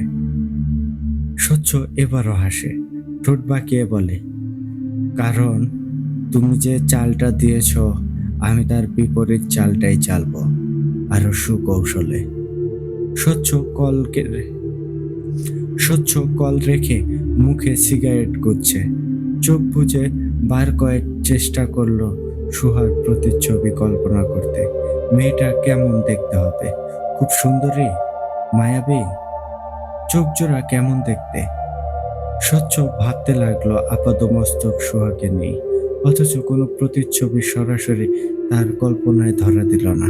স্বচ্ছ হতাশ হয়ে শ্বাস ফেলে, পর মুহূর্তে নিজেই চমকে ওঠে। যে মেয়েকে সে নিজেই অবহেলায় মুড়ে দিয়ে ফেলে গিয়েছিল, সেই মেয়ের জন্য 2 মাস সে এতটা মারিয়া হয়ে উঠেছে কেন? শুধু ইগোর কারণে কি, নাকি সে জেলাস? স্বচ্ছ নিজেকে নিজেই প্রশ্ন করতে গিয়ে কানে আসে আবিরের গলা। আবির বলে, তুই ভালোবাসিস মেয়েটাকে? এত কেন রাগ জন্মে তোর মেয়েটার প্রতি? স্বচ্ছ শুনল, ঠোঁটের সিগারেটটা অবহেলায় ফেলে দিয়ে পা দিয়ে পিষে ফেলে বলল, বুঝতে পারছি না দোস্ত, হুট করেই মেয়েটা কি করে ফেললো বুঝতে পারছি না। মেয়েটা আমায় অবহেলা করে অন্য কারোর সাথে ঘুরছে ফিরছে, ভালোবাসছে, এটা ভাবলেই রাগ হচ্ছে আমার, মানতে পারছি না। আবির শুনল, এগিয়ে এসে কিছু বলবে তার আগেই সেখানে এলো শিয়া, হাতে 2টো কফির মগ, একটা আবিরের হাতে, অন্যটা স্বচ্ছর হাতে দিয়ে সে বলল, ছোটবেলা থেকেই ভাইয়ার নিজের জিনিস নিয়ে ওভার পজিটিভ, তাই নিজের বউ অন্যের হয়ে যাচ্ছে সেটা মানতে পারছে না। এটা শুধু ভাইয়ার জেদ। আবির ফেল করে তাকিয়ে শুধালো, জেদ? কিসের জেদ? শিয়া বলে, তাহলে কি ভালোবাসা এটা? এবার স্বচ্ছ উত্তরে বলে উঠল, যাকে কখনো দেখিনি তাকে কি করে ভালোবাসবো? পাগল নাকি? আমি শুধু মেয়েটাকে জব্দ করতে চাইছিলাম, তাই তো এসেছিলাম। কিন্তু এখন মনে হচ্ছে মেয়েটাই আমাকে বারবার নাকে দড়ি দিয়ে ঘুরাচ্ছে, চালাক মেয়ে একটা। শিয়া হাসে, যেতে যেতে বলে ওঠে, দেখো ঘুরতে ঘুরতে আবার ভালোবেসে ফেলো না। স্বচ্ছ সঙ্গে সঙ্গেই উত্তর দিল, অসম্ভব। শিয়া ব্যালকনি পেরিয়ে চলে গিয়েছিল। ভাইয়ের মুখে অসম্ভব কথাটা শুনে আবার ঘাড় কাত করে বলে গেল, সম্ভব ভাইয়া, সম্ভব। তখন রাত 11টা। স্বচ্ছর ফোনে হুট করেই মেসেজ এলো, সাথে হোয়াটসঅ্যাপেও 2টো ছবি এলো। সঙ্গে সঙ্গেই দেখলো সুহার মেসেজ। কোনো এক ছেলে মেয়েলি হাত ধরে অতি যত্ন চুরি পরিয়ে দিচ্ছে, এমন 2টো ছবি যাতে কেবল হাতগুলোই দৃশ্যমান কিন্তু মুখ নয়। স্বচ্ছ এমন ছবি পেতে পেতে অভ্যস্ত। বরাবরের মতোই এবারও তার রাগ হলো, চিরবির করলো মস্তিষ্ক। সুহা ছবির সাথে সাথে মেসেজ লিখল, সন্ধ্যায় ওর সাথে দেখা হয়েছিল, চুড়ি কিনে পরিয়ে দিয়েছে দেখুন। এতক্ষণ ওর সাথে রিকশায় ঘুরে 8 ঘন্টা আগেই বাসায় আসলাম, বুঝলেন? ইস, কত সুন্দর চুড়িগুলো, তাই না? স্বচ্ছ পুরো মেসেজটা পড়ে বিছানা ছেড়ে উঠে দাঁড়ালো। একই বিছানায় আবির আর সাদাপও ছিল। তিনজনের একই রুমে থাকার ব্যবস্থা। আর নিধি শ্রেয়ার সাথে শ্রেয়ার রুমে ঘুমায়। স্বচ্ছকে হুড়মুড় করে বিছানা ছেড়ে চলে যেতে দেখেই আবির আর সাদাব একসঙ্গে বলে উঠল, কি আশ্চর্য, তুই এমন লাফ মেরে কোথায় যাচ্ছিস? টয়লেট পেয়েছে নাকি তোর? স্বচ্ছর ইচ্ছে হলো সাদাব আর আবিরের নাক বরাবর ঘুষি দিতে। দাঁতে দাঁত চিবিয়ে বলে উঠল, নিচের ফ্ল্যাটে যাচ্ছি শালা, যেখানে আমার না দেখা বউটা থাকে। রাত 11টায় দরজায় টোকা পড়তেই বাসার ভেতরে থাকা 4জন মেয়েই ড্যাব ড্যাব করে চাইল। সুহারা এই ফ্ল্যাটে মোট 5জন মেয়ে থাকে। একজন ইতিমধ্যেই নাক ডেকে ঘুমাচ্ছে, বাকি 4জন দাঁড়িয়ে ভাবছে কে দরজা ধাক্কাচ্ছে। অবশেষে দরজার ওপারে কে থাকতে পারে বুঝে না উঠে লুকিং গ্লাসে তাকাতেই দেখলো স্বচ্ছ। সুহা পাশেই দাঁড়ানো ছিল। যে দেখলো সে ফিস ফিস স্বরে স্বচ্ছ বলে উঠল, এটা তো দুলাভাই। জেনে গেছে নাকি তোর ঠিকানা? যে বলল সেই মেয়েটা হলো সেই যাকে তখন লাল শাড়ি পরে স্বচ্ছর সামনে হাজির করা হয়েছিল। তার নাম মিতু। সুহা স্বচ্ছর আসার খবর পেয়ে ছোট শ্বাস ফেলল। 4জনের কানে কিছু একটা বলে দরজাটা খুলল। সম্মুখে স্বচ্ছকে দেখে নিয়ে বলে উঠল তেজি স্বরে, আশ্চর্য তো, অভদ্রদের মতো এত রাতে যুবতী মেয়েদের বাসায় এসে দরজা ধাক্কাচ্ছেন কেন ভাই? ভদ্রতা শেখেননি? স্বচ্ছ থতমত খেয়ে গেল। সে মোটেও জানতো না এই বাসায় 4জন অবিবাহিত মেয়ে থাকে। ধারণাই করেনি এমন কিছু। তার উপরে সে মেয়েটাই কথাই বলছে যে মেয়েটা ইতিমধ্যেই তার সামনে চরম বেয়াদবির প্রমাণ দিয়েছে। স্বচ্ছ ভেতরে তাকালো। 4জন মেয়ের দিকে তাকিয়ে থেকে না দমে বলে উঠল, আপনাদের মধ্যে সুহাকে?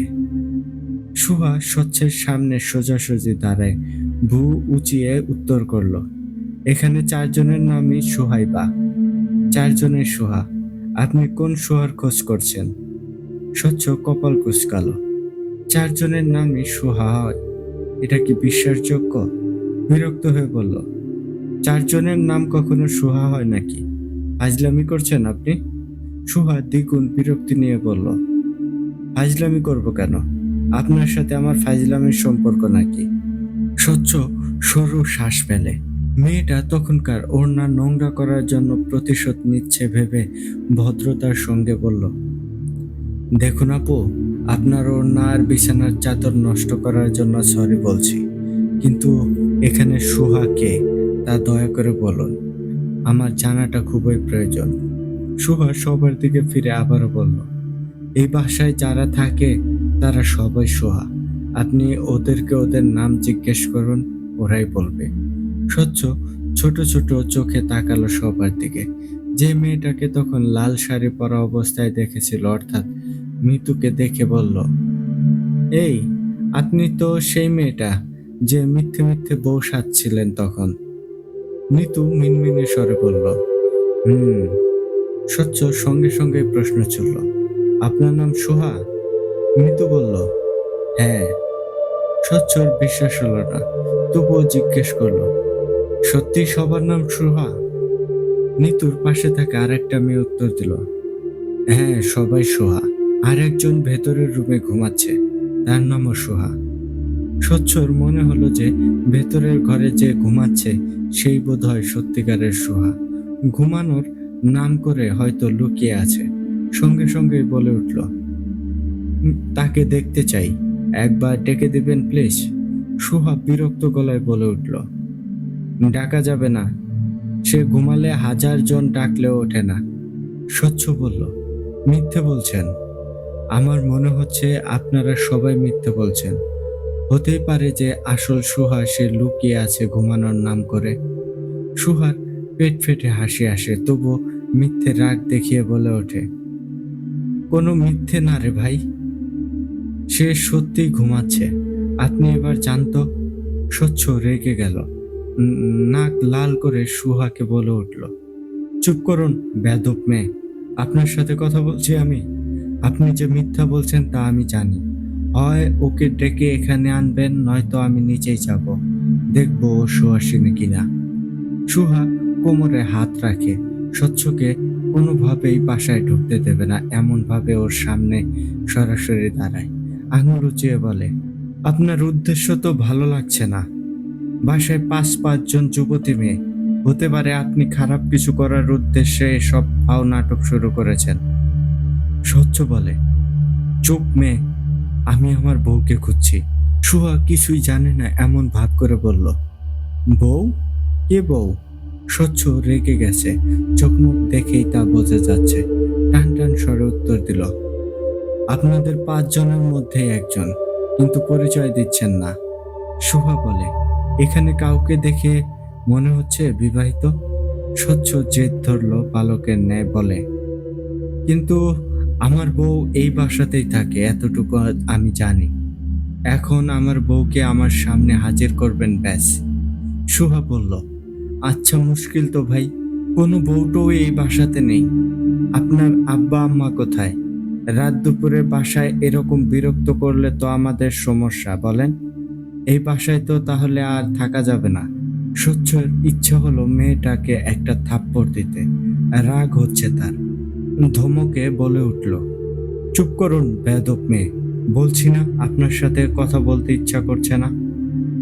এত বেশি বক বক করেন কেন? ভালোই ভালোই বলুন সুহাসিনী কোনটা, না হলে আমি নিজেই আপনাদের বাসা থেকে বের করে দেব। আকস্মিক অপমানে সুহার নাক মুখ লাল হয়ে গেল। তাকে এইভাবে বলতে পারলো স্বচ্ছ? এইভাবে? বাকি ৩ জন বান্ধবী তার এহেন অপমান দেখে চাপা হাসছে, আর সুহা ফুলছে।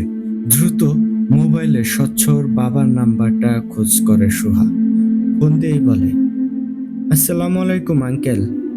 আপনার ছেলে কি শুরু করেছে বলেন তো? প্রথমত ছাদে কাপড় শুকাতে গিয়েছিলাম, গিয়ে দেখি আপনার বেয়াদব ছেলে আমাদের সাদা ওড়না হলুদ দাগ করে দিয়েছে। ধোয়া বিছানার চাদরটাও নোংরা করে দিয়েছে। এখন শুরু করেছে অন্য নাটক। মেয়ে দেখেই বউ খোঁজা শুরু করেছে। কি সব আবোল তাবোল কারখানা বলেন তো। আমরা তো আমরা তো আর এই বাসায় থাকতে সেফটি ফিল করব না আঙ্কেল।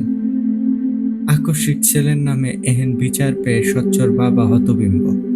ছুটতে ছুটতে লুঙ্গি পরা অবস্থায় ছুটে এলেন নিচের তলায়। ছেলের হাত শক্তপোক্ত ভাবে ধরে টানতে টানতে বললেন, কি শুরু করেছ? তোমার জন্য কি এখন শান্তিতে ঘুমাতেও পারবো না স্বচ্ছ? স্বচ্ছ মুখ ভার করে উত্তর দিল, টানছো কেন এইভাবে? তার বাবা বলল, তাহলে স্বেচ্ছায় চলো। স্বচ্ছর বাবা তবুও ছেলের হাত ধরে টানতে টানতেই নিয়ে যাচ্ছেন। স্বচ্ছ ছোট বাচ্চাদের মতোই বাবার হাত ধরে যেতে যেতে জিদ ধরে বলল, যে মেয়ের সাথে আমার বিয়ে হয়েছে সে কোথায়? তাকে এনে দাও। স্বচ্ছর বাবা ছেলেকে সিঁড়ি দিয়ে উপরে টেনে উঠাতে উঠাতে বললেন, বাসায় চলো, অযথা জেদ করো না স্বচ্ছ। স্বচ্ছ ফুসফুস করে শ্বাস ফেলে, বলে, আমার ইচ্ছে হচ্ছে এখন আম্মুকে তোমার থেকে লুকিয়ে রাখি, তাহলে বোধহয় তুমি আমার অনুভূতিটা বুঝবে। স্বচ্ছর বাবা এবারে ছেলের দিকে তাকালো, গম্ভীর গলায় বলল, যখন ৪ বছর আগে চলে গিয়েছিল তখন অনুভূতি কোথায় ছিল তোমার? স্বচ্ছ বাসায় পা রেখে বলে, তখনকার কথা বাদ দিন আব্বু, এখন আমি আমার বউকে দেখতে চাই।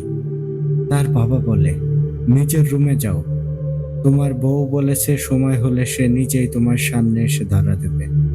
আমরা তো আর তার কথার ওপর জেদ করতে পারি না, তাই না?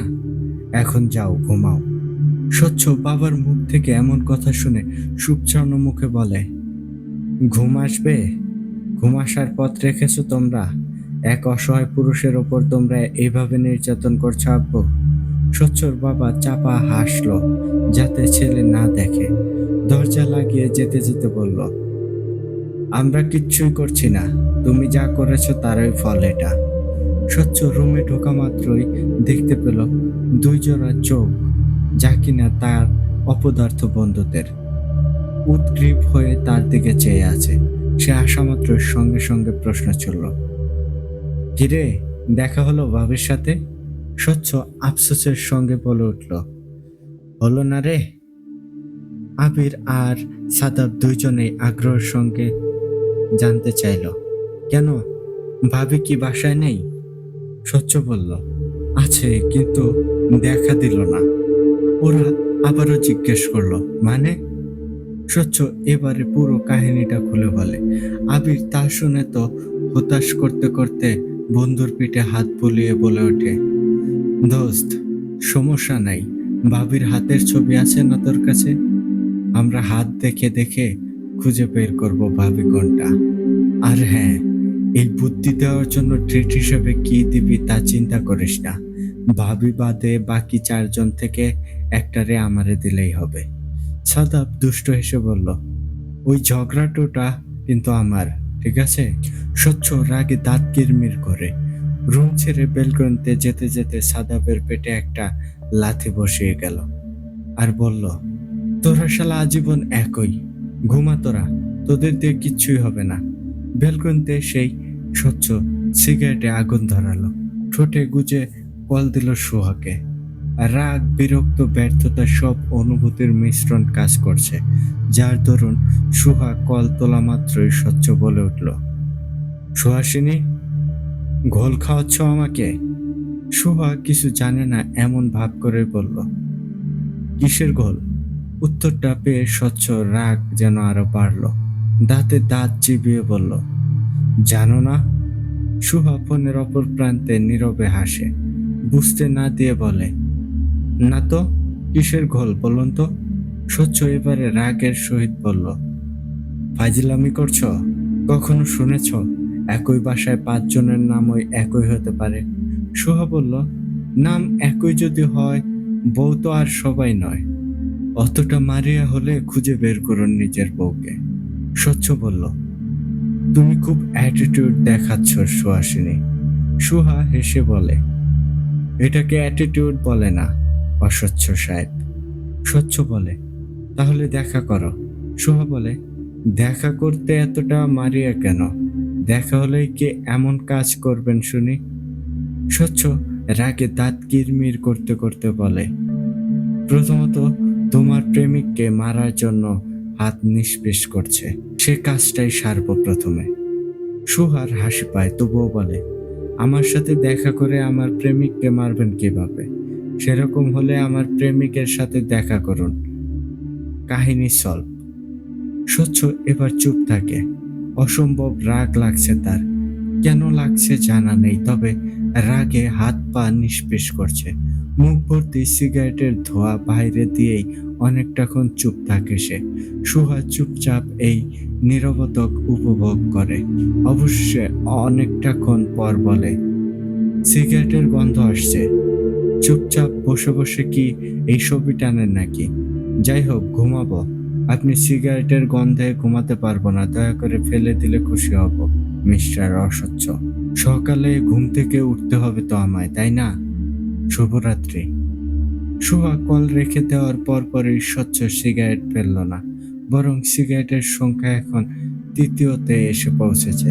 স্বচ্ছ নীরবে যখন নিকোটিনের ধোঁয়ায় মগ্ন, ঠিক তখনই মেয়েলি কণ্ঠে গান এলো ভেসে। স্বচ্ছ গান শুনে এক ধ্যানে হাতের সিগারেটটা সম্পূর্ণ রেখে পিষে ফেলে পায়ের তলায়, বিড়বিড়িয়ে বলে, এই নাকি তার ঘুমানোর নমুনা? বেয়াদব মেয়ে, ইচ্ছে করছে, ইচ্ছে করেই ঘোরাচ্ছে আমায়। কি ভেবেছে স্বচ্ছ সামান্য একটা মেয়েকে খুঁজে বের করতে পারবে না? খালি খুঁজে পাই, স্বচ্ছকে জ্বালানোর মজা হারে হারে বোঝাবো। প্রিয় শ্রোতা বন্ধুরা, আপনারা হয়তো অনেকেই ভাবছেন আমি আপনাদের প্রেমের গল্প শোনাচ্ছি। এমনটা মনে হওয়ারই কথা, কারণ এতটুকু ঘটনা শুনেই ভয়ের কোনো ছিটেফোঁটাও নেই। আর কে বা কার ঘটনা আপনাদের শোনাচ্ছি তারও কোনো পরিচয় নেই। এই যে একটা অজানা দম্পতির গল্প শুনে অনেকের ভালো লেগেছে, কিন্তু চিন্তা করুন, এই হাসিখুশি একটা দম্পতির জীবনটা যদি কালো জাদুর মতো অভিশপ্ত একটা জিনিস তছনছ করে দেয়, তাহলে কেমন অনুভূতি হবে? গত কয়েক বছর আগেই স্বচ্ছর সাথে তার বাবা মা সুহার বিয়ে ঠিক করে। সুহা স্বচ্ছকে দেখলেও স্বচ্ছ কখনোই সুহাকে দেখেনি। বিয়ের দিন তারিখ ঠিক হয়ে গেলেও হঠাৎ করে কোনো এক অজানা কারণে স্বচ্ছর মন ভরকে গেল। কাউকে কোনো কিছুই না জানিয়ে সুহাকে বিয়ের আসরে ফেলেই স্বচ্ছ বাড়ি ছেড়ে বের হয়ে গেল নিরুদ্দেশে। স্বচ্ছর এমন কর্মকাণ্ডে তার মা বাবা খুবই বিরক্ত ও লজ্জিত। তাই তার মা বাবা সুহাকে ছেলের বউয়ের মর্যাদা দিয়েই একই দিনেই তাদের বাড়িতে তুলে আনলো। কেননা স্বচ্ছ ছিল তাদের একমাত্র ছেলে, আর সবকিছুর উপরেই ছিল তাদের মান সম্মান। কিছুদিন বাড়ির কারোর সাথে যোগাযোগ না করলেও এরপর সবার সাথে ফোনে যোগাযোগ করতে শুরু করলো স্বচ্ছ। এমনকি একটি মেয়েকে না দেখা সত্ত্বেও সুহার সাথে স্বচ্ছ ফোনে যোগাযোগ করলেও বাড়িতে আসার কোনো নাম নেয়নি টানা 4 বছর। কিন্তু সুহার বিশ্বাস ছিল স্বচ্ছ একদিন না একদিন তার কাছে আবারও ফিরে আসবে এবং তাকে স্ত্রীর রূপে গ্রহণ করবে। তাই সে রাগ ও অভিমানের জায়গা থেকে স্বচ্ছকে বিভিন্নভাবে জ্বালাতে শুরু করলো। এমনকি কোনো এক দম্পতির ছবি সংগ্রহ করে তা স্বচ্ছকে পাঠাতো, যাতে স্বচ্ছর মনে সুহার জন্য বিন্দুমাত্র মায়া থাকলে এসব দেখে যাতে তার কষ্ট হয়।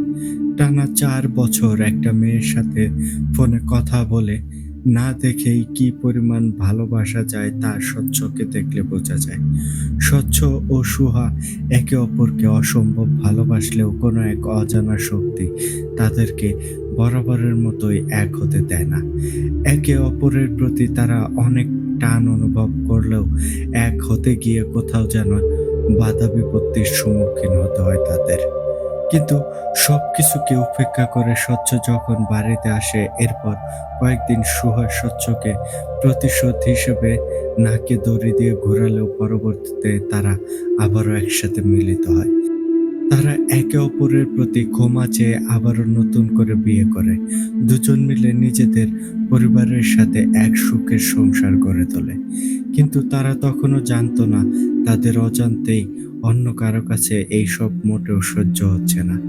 এই অসহ্য চাওয়াটার প্রতিফলন হতে লাগলো স্বচ্ছর পরিবারে। বিয়ের পর মোটামুটি 2 মাস ভালোই সময় পার করছে তারা একসাথে। এর মাঝে সুহার সন্তান সম্ভব হয়েছে। তাই স্বচ্ছর বাড়িতে খুশির যেন অন্ত নেই।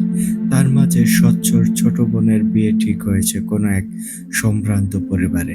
বিয়ের কিছুদিন পূর্বেই হঠাৎ করেই ছেলেপক্ষ বিয়েটি ভেঙে, যার কারণ হিসেবে তারা কিছুই জানতে পারল না। হঠাৎ করেই স্বচ্ছর বাবার শরীর অনেক খারাপ হয়ে গেল। পরিবারে অনাকাঙ্ক্ষিতভাবে এইসব সমস্যার সম্মুখীন হওয়ার ফলে তাদের চলমান সুখ বেশি দীর্ঘায়িত হলো না। স্বচ্ছর বাবার শরীর দিন দিন অবনতি হতে লাগলো। ভালো নামকরা হসপিটালে চিকিৎসা নেওয়া হলো। বড় বড় ডাক্তার পরীক্ষা নিরীক্ষা করে দেখলো, কিন্তু ফলাফলের কোনো উন্নতি হলো না। ডাক্তার বড় কোনো রোগ নির্ণয় করার আগেই স্বচ্ছর বাবার মৃত্যু হলো। হঠাৎ করে পরিবারে কেমন যেন অন্ধকার নেমে এলো। এদিকে স্বচ্ছ আর সুহার মাঝে ছোট ছোট বিষয় নিয়ে প্রতিনিয়তই ঝগড়া লেগেই থাকতো। তাদের একে অপরের প্রতি সমস্ত ভালোবাসা যেন ঝগড়ায় পরিণত হলো। যত দিন যেতে লাগলো একে অপরকে সহ্য করতে পারছিল না। এদিকে স্বচ্ছ প্রায় রাতে বিদঘুটে বিভৎস স্বপ্ন দেখে, যে স্বপ্নগুলোর ব্যাখ্যা তার কাছে নেই। সে ভাবে হয়তো এগুলো সব স্বাভাবিক স্বপ্ন। সেই স্বপ্নে অনেকগুলো অবয়বের উপস্থিতি টের পেত। অপরদিকে সুহা প্রায় সময় উল্টাপাল্টা স্বপ্ন দেখত। সুহা ভয়ঙ্কর সব স্বপ্ন দেখে চিৎকার দিয়ে ঘুম থেকে উঠে যায়।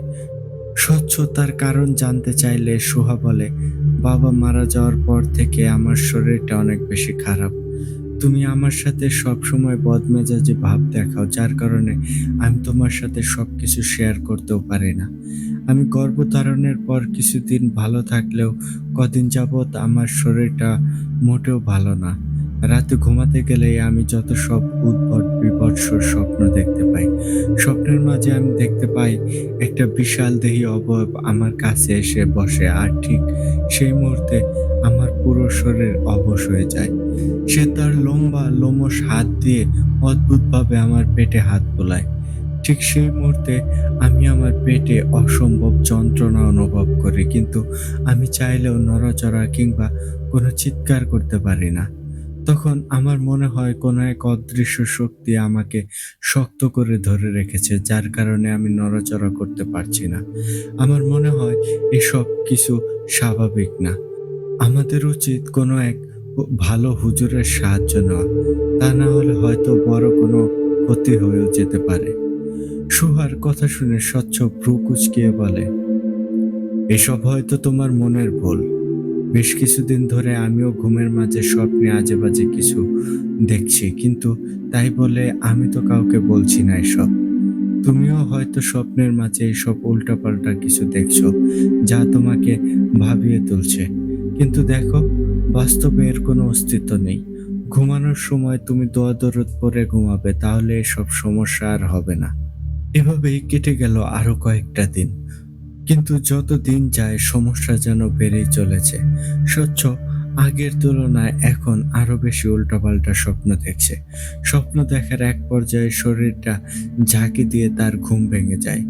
ঘুম থেকে জেগে উঠে সে তার বাথরুমের মধ্যে অনেকগুলো অভাবের অস্তিত্ব টের পায়। স্বচ্ছর জানা যত দোয়া দরদ আছে সবকিছুই পড়ে। একসময় রুমের পরিস্থিতি আবারও স্বাভাবিক হয়, কিন্তু এত কিছুর পরও সে সুহাকে কিছুই বুঝতে দেয় না। কারণ স্বচ্ছ বিজ্ঞানে বিশ্বাসী। সে প্যারানর্মাল কিছুতে বিশ্বাস করে না। এর কয়েকদিন পরেই রাতে যখন ঘুমাতে যায়, সুহা স্বচ্ছকে বলে, দেখো, আমার সাথে আজকাল সমস্যা বেড়েই চলেছে। তুমি তো আর আমার কথা শুনছো না। আমাদের একটা ভালো হুজুরের সাথে যোগাযোগ করা খুবই দরকার। আমি প্রতিনিয়ত ঘুমের মাঝে অনেক ভয় পাচ্ছি। আর এই ভয় যেন আমার অনাগত বাচ্চার অনিষ্টর কারণ না হয়, সেই জন্য একটা সুরাহা করা অনেক দরকার।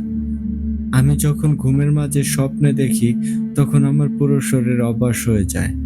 তাই আমি নাড়াচাড়া করতে পারি না। তুমি যদি জেগে থাকো তাহলে আমার প্রতি একটু খেয়াল রেখো। সুহার এসব কথা শুনে স্বচ্ছ বলে, আচ্ছা ঠিক আছে, তোমার চিন্তার কোনো কারণ নেই। আমি তোমার প্রতি খেয়াল রাখবো। আর তাছাড়া দেখি আমি আগামীকাল কোনো একজন ভালো হুজুরের সন্ধান নিয়ে তোমাকে দেখাবো। এখন আর চিন্তা করার কারণ নেই। ঘুমিয়ে পড়ো। একটু পরেই সুহা গভীর ঘুমে হারিয়ে যায়। আর রাত গভীর হওয়ার সাথে সাথে স্বচ্ছরও ঘুম তীব্র বেগে এসে হাজির হয়। সুহা দেখতে পেল তার চোখের সামনেই হাজির হলো সেই বিশাল দেহী অবয়বটি। বরাবরের মতোই সুহার শরীর অবশ হয়ে গেল। সে হাজার চেষ্টা করলো, কিন্তু নড়াচড়া কোনোভাবেই করতে পারছে না। সে খেয়াল করলো অবয়বটি আজ তার সামনে অনেকটাই দৃশ্যমান হলো। দেখতে দৈত্যাকার দেহ। তার নাকটি ছিল বিশাল বড়, আর এই নাকের কারণে তার পুরো চেহারাটাই দেখা যাচ্ছে না। বড় বড় চোখ দুটি আগুনের লাভার মতো জ্বলজ্বল করছিল।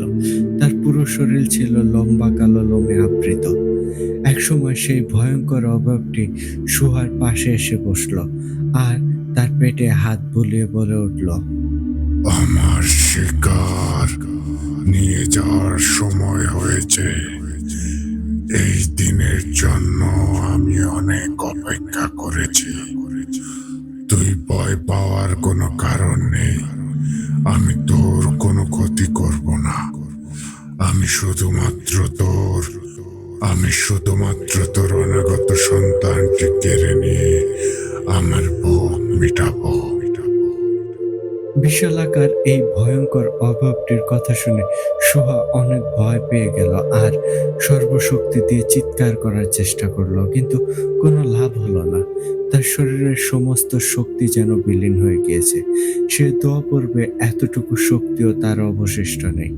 সে অসহায় চোখে নিরুপায় হয়ে অভাবটির দিকে তাকিয়ে রইল। সেই মুহূর্তে সুহা 4 মাসের গর্ভবতী ছিল।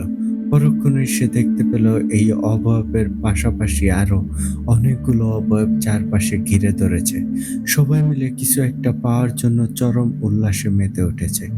একটু পরেই বিশালাকার অবয়বটি সুহার পেটের মধ্যে তার লম্বা নখযুক্ত হাত ঢুকিয়ে দিয়ে তার অনাগত সন্তানকে একটানে বের করে নিয়ে আসলো। সুহার কোনো ব্যথা অনুভব হলো না, কিন্তু সে ঠিকই বুঝতে পেরেছিল তার পেট থেকে তার অনাগত সন্তানকে বের করে নিয়ে আসা হয়েছে। সুহা অনেক অনুনয় বিনয় করে সেই অবয়বটিকে তার বাচ্চাকে ফিরিয়ে দেওয়ার জন্য। কিন্তু অবয়বটি সুহার কোনো কথা পাত্তা না দিয়ে তার বাচ্চাটিকে নিয়ে বাকি সব অবয়বদের সাথে রুম থেকে বের হয়ে গেল। পরক্ষণেই সুহার শরীর হালকা হয়ে এলো। সে অনুভব করতে পারল তার ওপর ভর করা অদৃশ্য শক্তি তাকে ছেড়ে গিয়েছে। পরক্ষণেই সুহা একটা জোরে চিৎকার দিয়ে ঘুম থেকে জেগে ওঠে। তার চিৎকার শুনে স্বচ্ছ ঘুম থেকে উঠে পড়ে আর ঘরের বাকি সবাই চলে আসে। এরপর সুহা খেয়াল করে তার শরীর থেকে অনবরত রক্তক্ষরণ হচ্ছে। তাহলে কি তার স্বপ্নে বাস্তব পরিণত হলো? সুহা নিজেকে নিজে প্রশ্ন করল। এমন রক্তক্ষরণের দৃশ্য দেখে সবাই তাড়াহুড়ো করে সুহাকে হসপিটালে নিয়ে যাওয়ার জন্য বেরিয়ে পড়ল। ডাক্তার রক্তক্ষরণ বন্ধ করে দুঃখিত স্বরে বলল, আসলে আমি খুবই দুঃখিত। আপনাদের অনাগত সন্তান নষ্ট হয়ে গিয়েছে। আমরা বাচ্চাটিকে বাঁচাতে পারিনি। হসপিটালে আসার আগেই বাচ্চাটির মৃত্যু হয়েছে। বুঝতে পারছি না কি কারণে এমনটা হলো। আমরা অস্বাভাবিক কিছুই দেখতে পাচ্ছি না। ডাক্তারের কথা শুনে সুহা টুকরে কেঁদে ওঠে আর বলে, আমি আমার সন্তানকে বাঁচাতে পারলাম না। আমার মনের ভয় সত্যি হলো। স্বচ্ছকে আমি আগেই বলেছিলাম একটা হুজুর দেখাতে। আমার স্বপ্নে আসা সেই জানোয়ারটি আমার বাচ্চাটিকে দুনিয়াতে আসার আগেই মেরে ফেললো। তখন স্বচ্ছ বলল, আমি জানি না তুমি কিসের কথা বলছো, তবে আমিও কিছুদিন যাবৎ আজে বাজে স্বপ্ন দেখছিলাম। এমনকি স্বপ্নে যা দেখতাম তার অনেক কিছুই আমার বাস্তব জীবনে মিলে যেত। আমি আসলে বিজ্ঞান মনস্ক হওয়ার কারণে এসব পাত্তা দিইনি। যদি আমি এসব নিয়ে সিরিয়াসলি ভাবতাম, তাহলে আমার অনাগত সন্তানের মৃত্যু দেখতে হতো না। এর কয়েকদিন পরেই স্বচ্ছ শোয়ার জন্য ওষুধ আনতে একটা ফার্মেসিতে গেল। স্বচ্ছ ফার্মেসিতে গিয়ে দাঁড়াতেই রাস্তার পাশ থেকে উঠে আসা এক পাগল স্বচ্ছকে উদ্দেশ্য করে বলল, মরবি, তোরা সবাই মরবি, তোদেরকে কেউ বাঁচাতে পারবে না। পাগলটি এইসব কথা বলেই একটা হাসি দিয়ে ওখান থেকে চলে যাচ্ছিল। ঠিক সেই মুহূর্তে স্বচ্ছ পাগল লোকটিকে দাঁড়াতে বলল। তারপর স্বচ্ছ বরাবরের মতোই লোকটিকে রাস্তা একটি সাধারণ পাগল ভেবে কিছু টাকা হাতে দিল। কিন্তু লোকটি স্বচ্ছর টাকাগুলো তার দিকে ছুড়ে দিয়ে চোখ বড় বড় করে রাগান্বিত কণ্ঠে আবারও বলল, মরবি, তোরা সবাই মরবি, তোদেরকে কেউ বাঁচাতে পারবে না, কেউ না।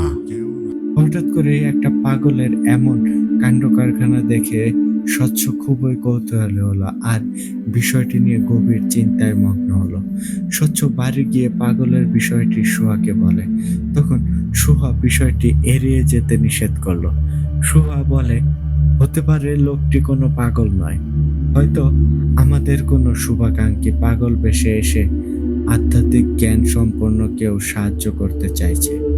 যদি সম্ভব হয় লোকটিকে খুঁজে বের করো আর তাকে আমাদের বিষয়ে সাহায্য করতে বলো, কেননা আমাদের সাথে যা কিছু হচ্ছে কোনো কিছুই স্বাভাবিক না। ইতিমধ্যেই আমাদের গাফলতির কারণে আমাদের অনাগত সন্তানকে নিজের হাতে কবর দিতে হয়েছে। সুহার কথা শুনে স্বচ্ছ আবারও ঘর থেকে বেরিয়ে সেই পাগলের খোঁজ করতে শুরু করলো। আশেপাশে অনেকক্ষণ খোঁজাখুঁজি করার পরও সেই পাগলের কোনো অস্তিত্ব পেল না।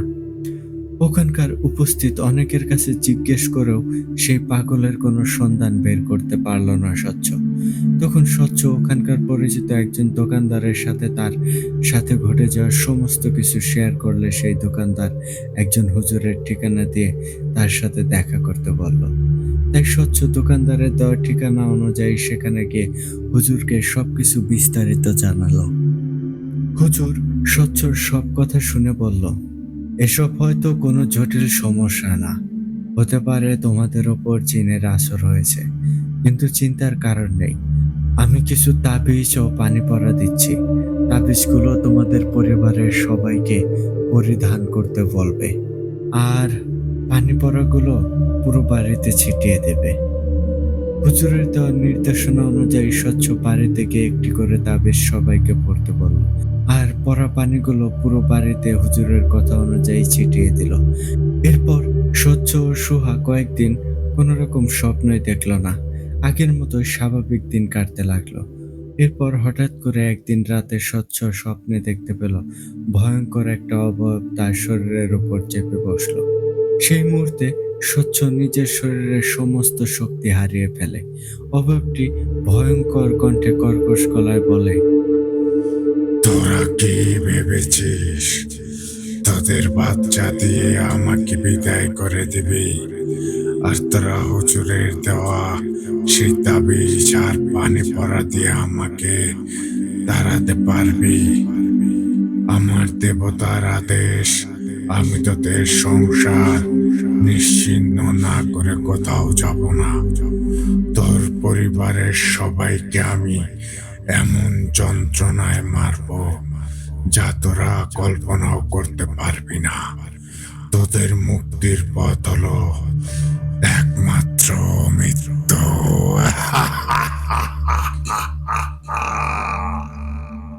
এই কথাগুলো বলেই অবয়বটি স্বচ্ছকে ছেড়ে দেয় আর তৎক্ষণাৎ স্বচ্ছ একটা জোরে চিৎকার দিয়ে ঘুম থেকে জেগে ওঠে। অন্যদিকে একই সময় একটা চিৎকার দিয়ে সুহাও জেগে ওঠে। একই সাথে দুইজনের আত্মচিৎকার শুনে স্বচ্ছর মা, বাবা ও বোন তাদের রুমে চলে আসে। এমন অবস্থায় স্বচ্ছ ও সুহা একজন আরেকজনের দিকে কৌতূহল দৃষ্টিতে তাকিয়ে থাকে। তখন স্বচ্ছর সাথে ঘটে যাওয়া সবকিছু বলে, আর তা শুনে সুহা অবাক দৃষ্টিতে স্বচ্ছর দিকে তাকিয়ে থাকে। এরপর সুহা মুখ খুলল। সে বলল, আমিও তোমার মতো একই স্বপ্ন দেখেছি। একটি বিশাল দেহী অবয়ব আমার উপর চেপে বসে আর আমাকে তোমার বলা একই কথাগুলো বলে হুমকি স্বরূপ বলে যায়। স্বচ্ছর মা সেই রাতে কিছু দোয়া দরুদ পড়ে তাদেরকে ঘুমিয়ে যেতে বলে। সেই রাতে তারা দুজন ঘুমিয়ে গেলেও সকালে তারা আর ঘুম থেকে উঠতে পারে না। তাদের দুজনের শরীরে প্রচন্ড জ্বরে পুরো শরীর জ্বলে যাচ্ছিল। তাদের চিকিৎসা করার জন্য ডাক্তার আসে আর ওষুধ দিয়ে যায়। দুজনেই শয্যাশায়ী হয়ে পড়ে থাকে আর তাদের অবস্থা দিন দিন অবনতি হতে থাকে। স্বচ্ছর মায়ের পরিচিত এক হুজুরের ঠিকানা দিয়ে স্বচ্ছকে সেই হুজুরের সাথে দেখা করতে বলল। স্বচ্ছ সেই হুজুরের কাছে গিয়ে তার পরিবারের সাথে ঘটে যাওয়া সমস্ত কিছু খুলে বলল। হুজুর সবকিছু শুনে চোখ বন্ধ করে পড়তে শুরু করলো, আউযু বিল্লাহি মিনাশ শাইতানির রাজিম, বিসমিল্লাহির রহমানির রহিম, আল্লাহুম্মা জান্নিবিনাস শাইতানা ওয়া জান্নিবিশ শাইতানা। হুজুর এইভাবে উচ্চস্বরে আরো বেশ কিছু দোয়া দরুদ পড়ল। এরপর হুজুরের মুখ থেকে স্বচ্ছ যা কিছু শুনল তার জন্য সে মোটেও প্রস্তুত ছিল না। হুজুর বলল, বাবা স্বচ্ছ, তুমিও তোমার পরিবারের ওপর কঠিন এক কালো জাদু করা হয়েছে। আমি আমার এই ক্ষুদ্র জ্ঞান দ্বারা যতটুকু জানতে পেরেছি তা হলো অনেক বড় একটা কুফরি কালো জাদু। এটা একজন আদিবাসী তান্ত্রিকের দ্বারা কুফরি কালামের মাধ্যমে এই জাদুটি করা হয়েছে। যেই জাদুটি করিয়েছে সে তোমার এবং তোমার পরিবারের ভালো চায় না। বিশেষ করে তুমিও তোমার স্ত্রীর মাঝে ভালো সম্পর্ক থাকুক সে কোনোভাবেই মেনে নিতে পারছে না। মূলত তোমাদের সংসারের সুখ বিনষ্ট করাই তার একমাত্র লক্ষ্য। তবে সেই লোকটি দূরের কেউ নয়, সে তোমাদের আত্মীয়দের মধ্যেই চেনা জানা কেউ একজন। তবে বাবা, আমি এতটুকু বলে রাখলাম, আপাতত এর চেয়ে বেশি কিছু বলতে পারছি না। যত দ্রুত সম্ভব একটা বিহিত করা দরকার, অন্যথায় অনেক প্রাণহানি হওয়ার সম্ভাবনা রয়েছে। তুমি যত দ্রুত সম্ভব কোনো একজন অভিজ্ঞ হিন্দু তান্ত্রিকের সাহায্য নাও, কারণ আমি একজন মুসলিম হিসেবে কোনো কুফরি কাজে সম্পৃক্ত হতে পারি না। বিশেষ করে আদিবাসী তান্ত্রিকেরা যেই জাদু করে থাকে তা কোনো সাধারণ জাদু নয়। তারা বিভিন্ন রিচুয়ালের মাধ্যমে প্রাণ বলি দান করে তাদের জাদুগুলো সম্পন্ন করে, আর এদের প্রতিপক্ষ হতে গেলে অবশ্যই কুফরি কালামে দক্ষ হওয়া দরকার। আর আমরা মুসলিম হিসেবে এই সমস্ত কুফরি কালাম আমাদের দিয়ে সম্ভব না। এই বিষয়ে তোমাকে কোনো সাহায্য করতে পারছি না বলে সত্যিই আমি দুঃখিত। তবে আমি তোমাকে শুধুমাত্র উপায়টি বলে দিলাম। তাই তুমি যত দ্রুত সম্ভব একজন তান্ত্রিকের সাহায্য নাও। হুজুরের কথাগুলো শুনে স্বচ্ছ যেন আকাশ থেকে পড়ল। তার পায়ের তলা থেকে যেন সমস্ত মাটি সরে গেল। সে হতাশ হয়ে বাড়ি ফিরে গেল আর তার মাকে হুজুরের বলা কথাগুলো বলল। তাদের জানাশোনা কোনো তান্ত্রিকের সন্ধান না থাকার কারণে তৎক্ষণাৎ কোনো সাহায্য পেল না। এদিকে সুহার শরীরের অবস্থার আরো অবনতি হতে লাগলো। সে কোনো কিছুই খেতে পারত না। কিছু মুখে দিলেই পেটে যাওয়ার আগেই তা বমি করে বের করে দিত। সে ধীরে ধীরে রক্ত বমি করতে শুরু করলো। বমির সাথে লাল রক্ত নির্গত হওয়ার সাথে সাথে একসময় কালো রক্ত যাওয়া শুরু করলো। সুহা শুকিয়ে শুকনো কাঠের মতো তার গঠন হয়ে গেল। আর প্রতি রাতেই সেই স্বপ্নে বিশালদেহী অবয়বকে হুমকি দিতে দেখতে পেত। এদিকে স্বচ্ছর ছোট বোনের চেহারাটাও শুকিয়ে কাঠ হয়ে গেছে। দেখতে ফর্সা ও সুন্দরী মেয়েটা কুচকুচে কালো রঙে পরিণত হলো। তার মায়ের অসুখ যেন পিছু ছাড়ল না। সব মিলে সংসারের দুর্দশা নেমে এলো। চিকিৎসা ও ওষুধের পরও সুহা মৃত্যুর দ্বার প্রান্তে পৌঁছে গেল। স্বচ্ছর পরিবারের এমন দুর্দশার কথা পুরো এলাকার লোকজনের মুখে মুখে ছড়ে গেল। এমন সময় এলাকার এক লোক এসে স্বচ্ছকে একজন তান্ত্রিকের ঠিকানা দিয়ে গেল। আর সেই তান্ত্রিকই হলো গুরু জগন্নাথ তান্ত্রিক। স্বচ্ছ সময় ক্ষেপণ না করে গুরু জগন্নাথ তান্ত্রিকের কাছে চলে গেল। স্বচ্ছ গুরু জগন্নাথকে কিছু বলার আগেই তিনি বললেন, তুমি অনেকটা সময় নষ্ট করেছ। তোমাকে আরো অনেক আগেই আমার কাছে আসা দরকার ছিল। সেই হুজুর তোমাকে ঠিকই বলেছে, এই কুফরি কালামের প্রতিপক্ষ হওয়া তার পক্ষে মোটেও সহজ নয়। যার কারণ হলো আদিবাসী তান্ত্রিকরা অনেক পুরনো জাদুবিদ্যা আয়ত্ত করে কুফরি দ্বারা মানুষের ওপর কালো জাদু করে থাকে। আর এই কালো জাদু কাটাতে হলে তার বিপরীতে গিয়ে একই রকমের জাদু আরোপ করতে হয়। তাদের করা এই জাদু বেশিরভাগ সময় কাটানো সম্ভব না। রোগীকে বাঁচাতে হলে তাদের এই জাদুকে অন্যজনের উপর প্রেরণ করতে হয়। তাহলে এই জাদু কিছুটা অকার্যকর হয়, তবে পুরোপুরি শেষ করা সম্ভব হয় না। তুমি আর তোমার পরিবারের সাথে কি কি ঘটেছে আমাকে কিছুই বলতে হবে না। আমি সব খবরাখবর নিয়েছি। আমাকে কিছু সময় দাও যাতে আমি এর একটা ব্যবস্থা করতে পারি। এই বলে গুরু জগন্নাথ তান্ত্রিক মন্ত্র পাঠ করতে শুরু করে। অষ্টমা সদ্গময়, তমসমা জ্যোতির্গময়, মৃতের মা অমৃতঙ্গময়, ওম শান্তি শান্তি শান্তি। যার বাংলা অর্থ হলো অসত্য থেকে সত্যর দিকে নিয়ে যাও, অন্ধকার থেকে আলোর দিকে নিয়ে যাও, মৃত্যু থেকে আমাদের অমৃতের দিকে নিয়ে যাও। ওম শান্তি শান্তি শান্তি। এরপরে আরো বেশ কিছু মন্ত্র জপ করতে করতে গুরু জগন্নাথ স্মরণ করে তার সাহায্যকারী জিন দ্রাবিনকে। এরপরেই তার পুরনো রূপ নিয়ে হাজির হয় শক্তিশালী জিন দ্রাবিন। গুরু জগন্নাথ যখন দ্রাবিনকে স্বচ্ছর ব্যাপারে জানায়, তখন দ্রাবিন বলে, গুরু, তুমি জটিল একটা সমস্যা নিয়ে কাজ করার চেষ্টা করছো। এই কাজের সমাধান করা বেশ জটিল হবে, কিন্তু আমি জানি তোমার জন্য অসম্ভব কিছুই না। স্বচ্ছর স্ত্রী সুহার সাথে যখন তার বিয়ে ঠিক হয়েছিল, ঠিক সেই মুহূর্তে কেউ একজন চেয়েছিল এই বিয়েটা না হোক, আর সেটা দূরের কেউ না, কেবল সুহার আপন রক্তের কেউ। সুহা ছোটবেলা থেকেই তার চাচা চাচির কাছে মানুষ হয়েছে।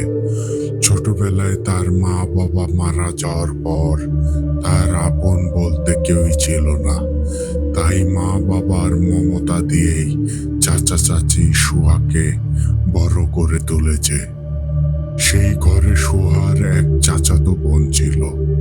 তার তার সমবয়সী ছিল সে। স্বচ্ছর বাবা মা যখন প্রথমবার সুহাকে দেখতে গিয়েছিল তাদের বাড়িতে, তখন মূলত সুহার চাচাতো বোনকেই দেখানোর কথা ছিল স্বচ্ছর জন্য। কিন্তু স্বচ্ছর মা বাবা তার চাচাতো বোনের জায়গায় সুহাকে পছন্দ করেছিল। তাই স্বচ্ছর জন্য তার মা বাবা সুহাকে ঠিক করলো। কিন্তু সুহার চাচাতো বোন স্বচ্ছকে দেখার পরে তার প্রেমে পড়ে যায়, আর স্বচ্ছের অর্থ সম্পত্তির প্রতি তার লোভ বেড়ে যায়। তাই সে স্বচ্ছ ও সুহার সাথে বিয়ে হোক এটা কোনোভাবেই মেনে নিতে পারল না।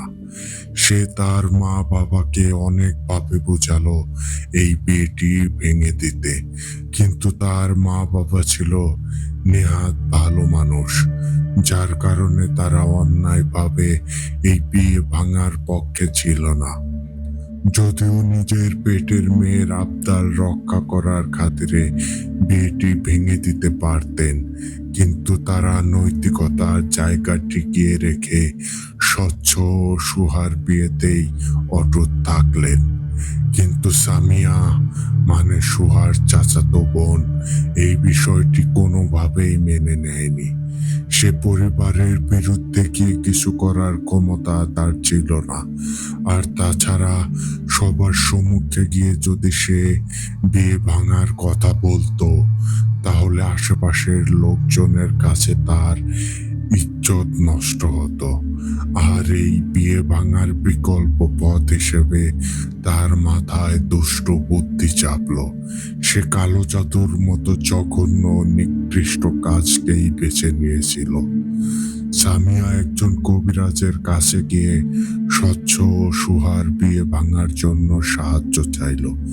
সেই কবিরাজ প্রথমে এই কাজের জন্য রাজি না হলেও সামিয়া পরবর্তীতে অনেক টাকার লোভ দেখিয়ে তাকে রাজি করায়। কবিরাজ তাকে স্বচ্ছ ও সুহার দুইটা ছবি আরো বেশ কিছু জিনিস জোগাড় করে দিতে বলে। কবিরাজের কথা অনুযায়ী সামিয়া সকলের চোখ ফাঁকি দিয়ে সমস্ত জিনিস জোগাড় করে দেয়।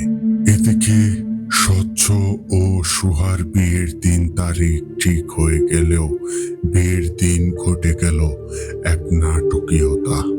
পূর্ব নির্ধারিত সময় অনুযায়ী সবকিছু ঠিকঠাক থাকলেও বিয়ের আসর থেকে হঠাৎ করেই কোনো কারণ ছাড়াই স্বচ্ছ নতুন বউ রেখেই পালিয়ে গেল। স্বচ্ছর এমন কর্মকাণ্ডে তার পরিবার লজ্জিত ছিল, কিন্তু এর পিছনের কারণ কেউ বুঝতে পারল না। চোখের সামনেই সামিয়া ইচ্ছে অনুযায়ী সবকিছু ঘটে যাচ্ছিল দেখে সামিয়া মনে মনে অনেক খুশি হয়। তখন গুরু জগন্নাথ দ্রাবিনকে থামিয়ে দিয়ে জিজ্ঞেস করলো, আচ্ছা তাহলে আবার ফিরে আসলো কেন? যদি সামিয়ার করা কালো জাদু তাদের ওপর কাজ করেই থাকে, তাহলে স্বচ্ছ ও সুহা কিভাবে আবার সংসার বাঁধলো? তখন দ্রাবিন বলল, গুরু, আমার কথা পুরোপুরি এখনো শেষ হয়নি। সামিয়া কবিরাজের মাধ্যমে যেই জাদু করেছিল তা অনেক দিন স্বচ্ছর উপর কাজ করেছে, যার কারণে স্বচ্ছ টানা কয়েক বছর বাড়িতে আসেনি। স্বচ্ছ সুহাকে না দেখেও অনেক ভালোবাসতো, আর সুহাও স্বচ্ছকে ভালোবাসতো, যার কারণে তারা এক হতে না পারলেও একে অপরের সাথে সব সময় যোগাযোগ রেখেছে। কিন্তু তারা সামিয়ার করা কালো জাদুর কাছে বরাবরের মতোই হার মানতে বাধ্য হয়েছে। যখন সামিয়ার করা জাদুটি কয়েক বছর পর নষ্ট হয়ে যায়, তখন স্বচ্ছ আবারও বাড়িতে ফিরে আসে, আর সুহার প্রতি অদ্ভুত এক মায়া জন্মে যায়। সেই ভালোবাসার টানে তারা আবারও সংসার জীবনে ফিরে যায়। তারা যখন নতুন করে সংসার সাজায়, তখন সামিয়ার পুরনো ক্ষত আবারও তাজা হয়ে যায়। সামিয়া কত আশা ও স্বপ্ন নিয়ে বসেছিল শেষ পর্যন্ত সেই স্বচ্ছকে বিয়ে করবে। সামিয়া রাগে ক্ষোভে নিজেকে সামলাতে না পেরে আবারও সেই কবিরাজের কাছে যায়।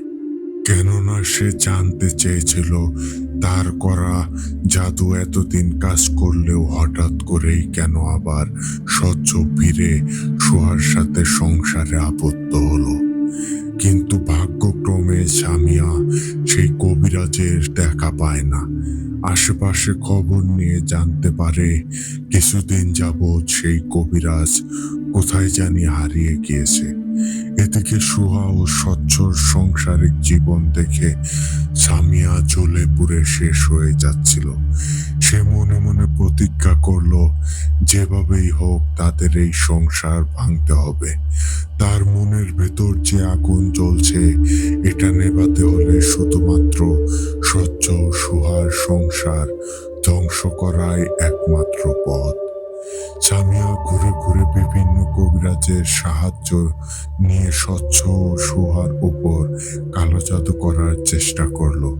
কিন্তু সেই সব কবিরাজ সামিয়ার এমন সুযোগ নিয়ে বিভিন্ন রকমের টালবাহানা দিয়ে তার থেকে টাকা পয়সা আদায় করে নিলেও তারা কোনো কাজ করতে পারেনি।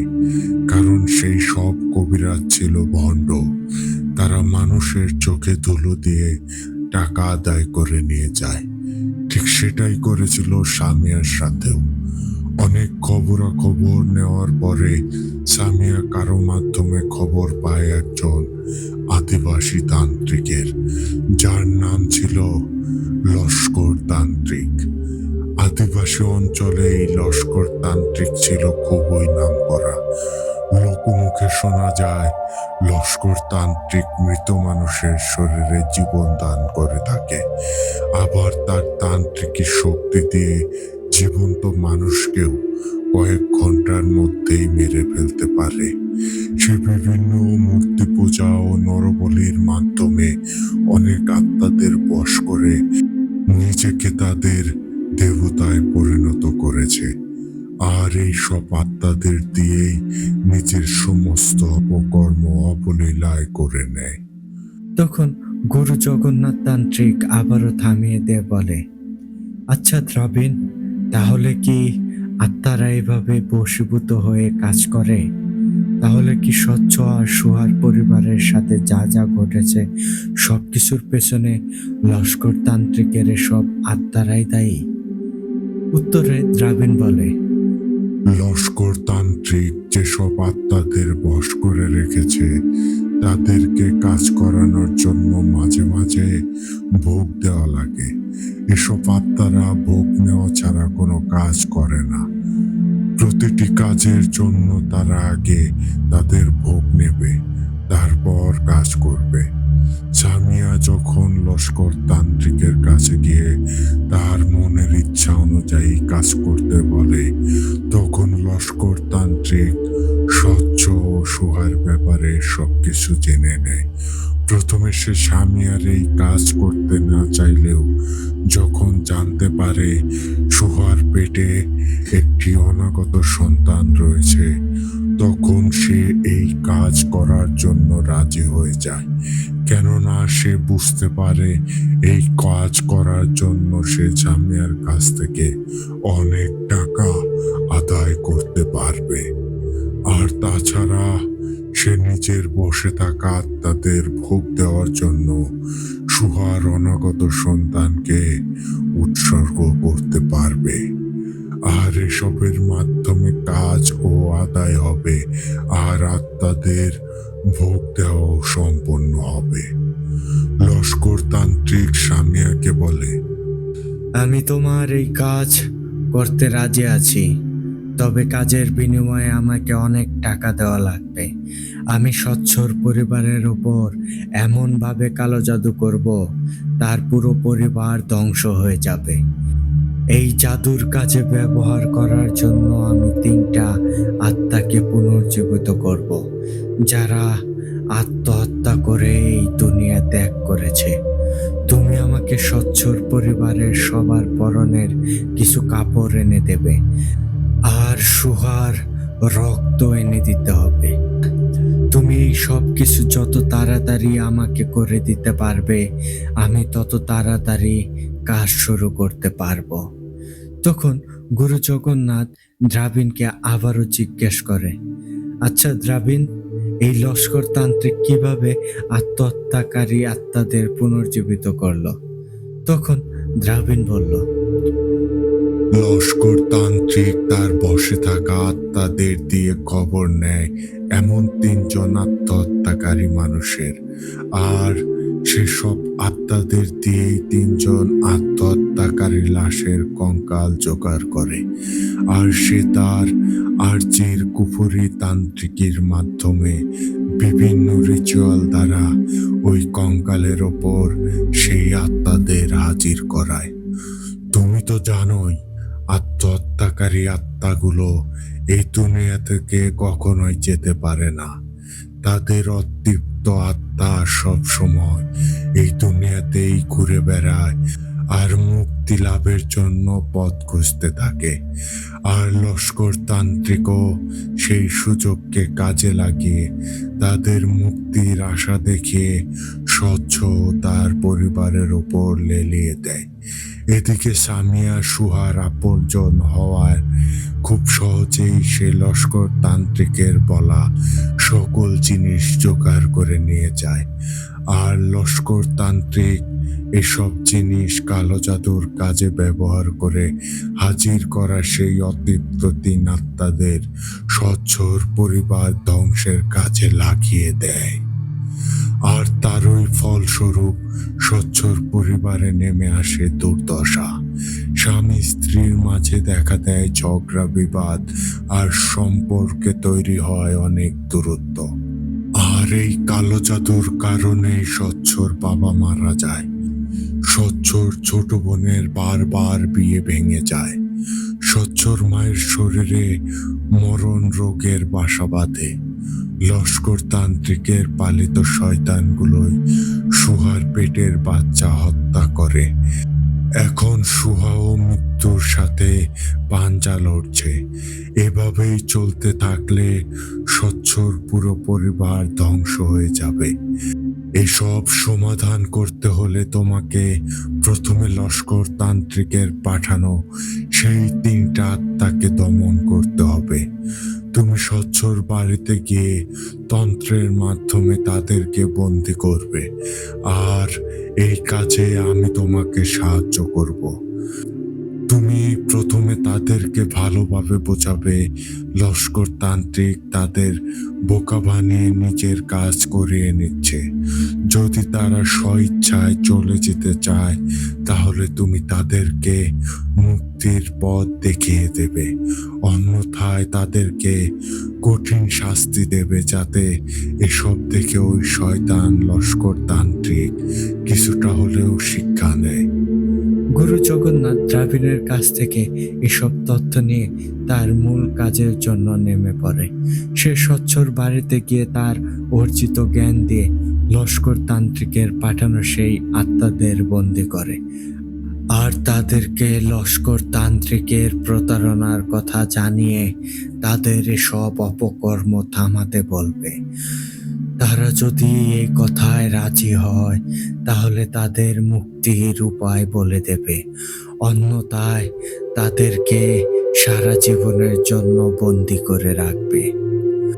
গুরু জগন্নাথের কথা বুঝতে পেরে সেই 3 আত্মা তার কাছে ক্ষমা চেয়ে বশ্যতা স্বীকার করার সাথে সাথে মুক্তির উপায় বলে দিতে বলে। গুরু জগন্নাথ তার দেওয়া ওয়াদা অনুযায়ী সেই আত্মাদের ইহকাল থেকে মুক্তি করে দেয়, আর পুরো বাড়িতে মন্ত্রযজ্ঞের মাধ্যমে বাড়িটিকে কালো ছায়া মুক্ত করে। আর যজ্ঞের মাধ্যমে লস্কর তান্ত্রিকের সাথে যোগাযোগ করে। তাকে বলে সে যেই সমস্ত অপকর্ম করে মানুষের ক্ষতি করেছে, তার জন্য তাকে মূল্য চোকাতে হবে। গুরু জগন্নাথের কথা শুনে লস্কর তান্ত্রিক একটা তাচ্ছিল্যর হাসি দিয়ে বলে, গুরু, তোর মতো অনেক তান্ত্রিক দেখেছি এই জীবনে, তুই আমার কিছুই করতে পারবি না। আমি তো এরকম একটা ভয়াবহ কাজে মাত্র ৩টা আত্মা ব্যবহার করেছি। অথচ চিন্তা করে দেখ, যদি আমার বশ্যতায় থাকা আত্মাদের পাঠিয়ে কাজটা করি, তাহলে তুই কেন? কোনো তান্ত্রিকের সাধ্য নেই আমার কাজে ব্যাঘাত ঘটানোর। আমি যার হয়ে এই কালো জাদু করেছি, তার জন্য এইটুকু প্রতিশোধ যথেষ্ট। সেই হিসেবে আমি আর তোর সাথে কোনো ঝামেলা করতে চাইছি না। লস্কর তান্ত্রিকের এসব কথা শুনেই হঠাৎ করে গুরু জগন্নাথ তান্ত্রিকের ভ্রম ছুটে যায়। গুরু জগন্নাথ বুঝতে পারে এই লস্কর তান্ত্রিক আসলেই অনেক শক্তিশালী। তবে যাই হোক, সে যেই কাজের জন্য এসেছে তাতেই সফল হয়েছে, এটাই যথেষ্ট। এখন যদি লস্কর তান্ত্রিকের পিছে গিয়ে তার মুখোমুখি হয়, তাহলে তার নতুন করে আরো অনেক শত্রু তৈরি হবে। এমনিতে ইতিপূর্বে যত কাজ করেছে তার জন্য হাজার হাজার শত্রু রয়েছে, যারা সুযোগের অপেক্ষায় রয়েছে। তাই লস্কর তান্ত্রিকের সাথে দাঙ্গা বাঁধিয়ে নতুন করে শত্রুতা বাড়ানোর কোনো মানেই হয় না। সবকিছুর মীমাংসা করার পর গুরু জগন্নাথ স্বচ্ছকে বলল, তোমার পরিবারের সবাই এখন সুরক্ষিত আছে। আশা করছি অল্প সময়ের মাঝেই সবাই আবারও সুস্থ হয়ে উঠবে। তবে ইতিমধ্যেই তোমাদের যেই ক্ষতি হয়ে গিয়েছে তা আমি পূরণ করতে পারছি না। তোমাকে যেই হুজুর আমার কাছে পাঠিয়েছিল সে আসলেই কাজটি ভালো করেছে, কেননা তিনি কুফরি কালামে অভ্যস্ত না। এসব কাজের জন্য আমাদের তান্ত্রিকী শক্তি দরকার। যাই হোক, তোমাদের আর কোনো চিন্তার কারণ নেই, আমি এখন আসছি। এসব বলেই গুরু জগন্নাথ তান্ত্রিক স্বচ্ছর বাড়ি থেকে বেরিয়ে আসলো। কিন্তু তখনও তার মাথায় সেই একটা জিনিস ঘুরপাক খেয়ে যাচ্ছিল, ওই বজ্জাত তান্ত্রিক লস্করকে কিভাবে একটা উচিত শিক্ষা দেওয়া যায়। এরপর এসব নিয়ে লস্কর তান্ত্রিকের সাথে আরো বহুবার গুরু জগন্নাথ তান্ত্রিকের মুখোমুখি হতে হয়েছে। গুরু জগন্নাথের ধর্মীয় জ্ঞান ও তান্ত্রিকী শক্তি, দ্রাবিণ জিনের সক্ষমতা ও অঘরী বাবার সাহায্য নিয়েও এই আদিবাসী তান্ত্রিক লস্করের বিরুদ্ধে দাঁড়াতে অনেক বেগ পেতে হয়েছে। কেননা লস্কর তান্ত্রিক ছিল পাহাড়ি আত্মাদের পূজারী। তাই সে যে কোনো মুহূর্তে যে কোনো সমস্যার সম্মুখীন হতে প্রস্তুত থাকত। এভাবে দিনের পর দিন নিজের ইচ্ছামতো ক্ষমতা কাটিয়ে পুরো পাহাড় জুড়ে দাবিয়ে বেড়াচ্ছিল লস্কর তান্ত্রিক। কে জানে লস্করের পাপের বোঝা কতটা ভারী হয়েছে, আর কবেই বা এসব পাপের সমাপ্তি ঘটবে। প্রিয় শ্রোতা বন্ধুরা, এই ছিল আজকের কালো জাদুর ঘটনা। তবে লস্কর তান্ত্রিকের সাথে গুরু জগন্নাথের বেশ কয়েকবার মুখোমুখি হতে হয়েছিল। সেই প্রসঙ্গে বেশ কয়েকটি ঘটনাও রয়েছে। আমি চেষ্টা করব পরবর্তীতে এই সকল ঘটনাগুলো সংগ্রহ করে প্রচার করতে। আজকের মতো এখানে শেষ করছি। ঘটনাটি কেমন লেগেছে জানাতে ভুলবেন না। ঘটনার ব্যাপারে আপনার মন্তব্য জানিয়ে কমেন্ট করবেন। আপনাদের মন্তব্য বরাবরই আমাদের অনুপ্রাণিত করে। এত লম্বা সময় নিয়ে আমার ঘটনাটি মনোযোগ সহকারে শোনার জন্য আপনাদেরকে অসংখ্য ধন্যবাদ। আপনাদের ভালোবাসা আছে বলেই আমরা আনন্দের সহিত ঘটনা লিখি। পরিশেষে আবারও সবাইকে ঈদের অনেক অনেক শুভেচ্ছা। ঈদ মোবারক। আজকের মতো এখানেই বিদায় নিচ্ছি। আবারও কথা হবে অন্য কোনো ঘটনায়। ততক্ষণ পর্যন্ত সবাই ভালো থাকুন, সুস্থ থাকুন, ভূত আড্ডার পাশে থাকুন। আসসালামু আলাইকুম। আমি মোহাম্মদ আরাফাত, দোহা, কাতার।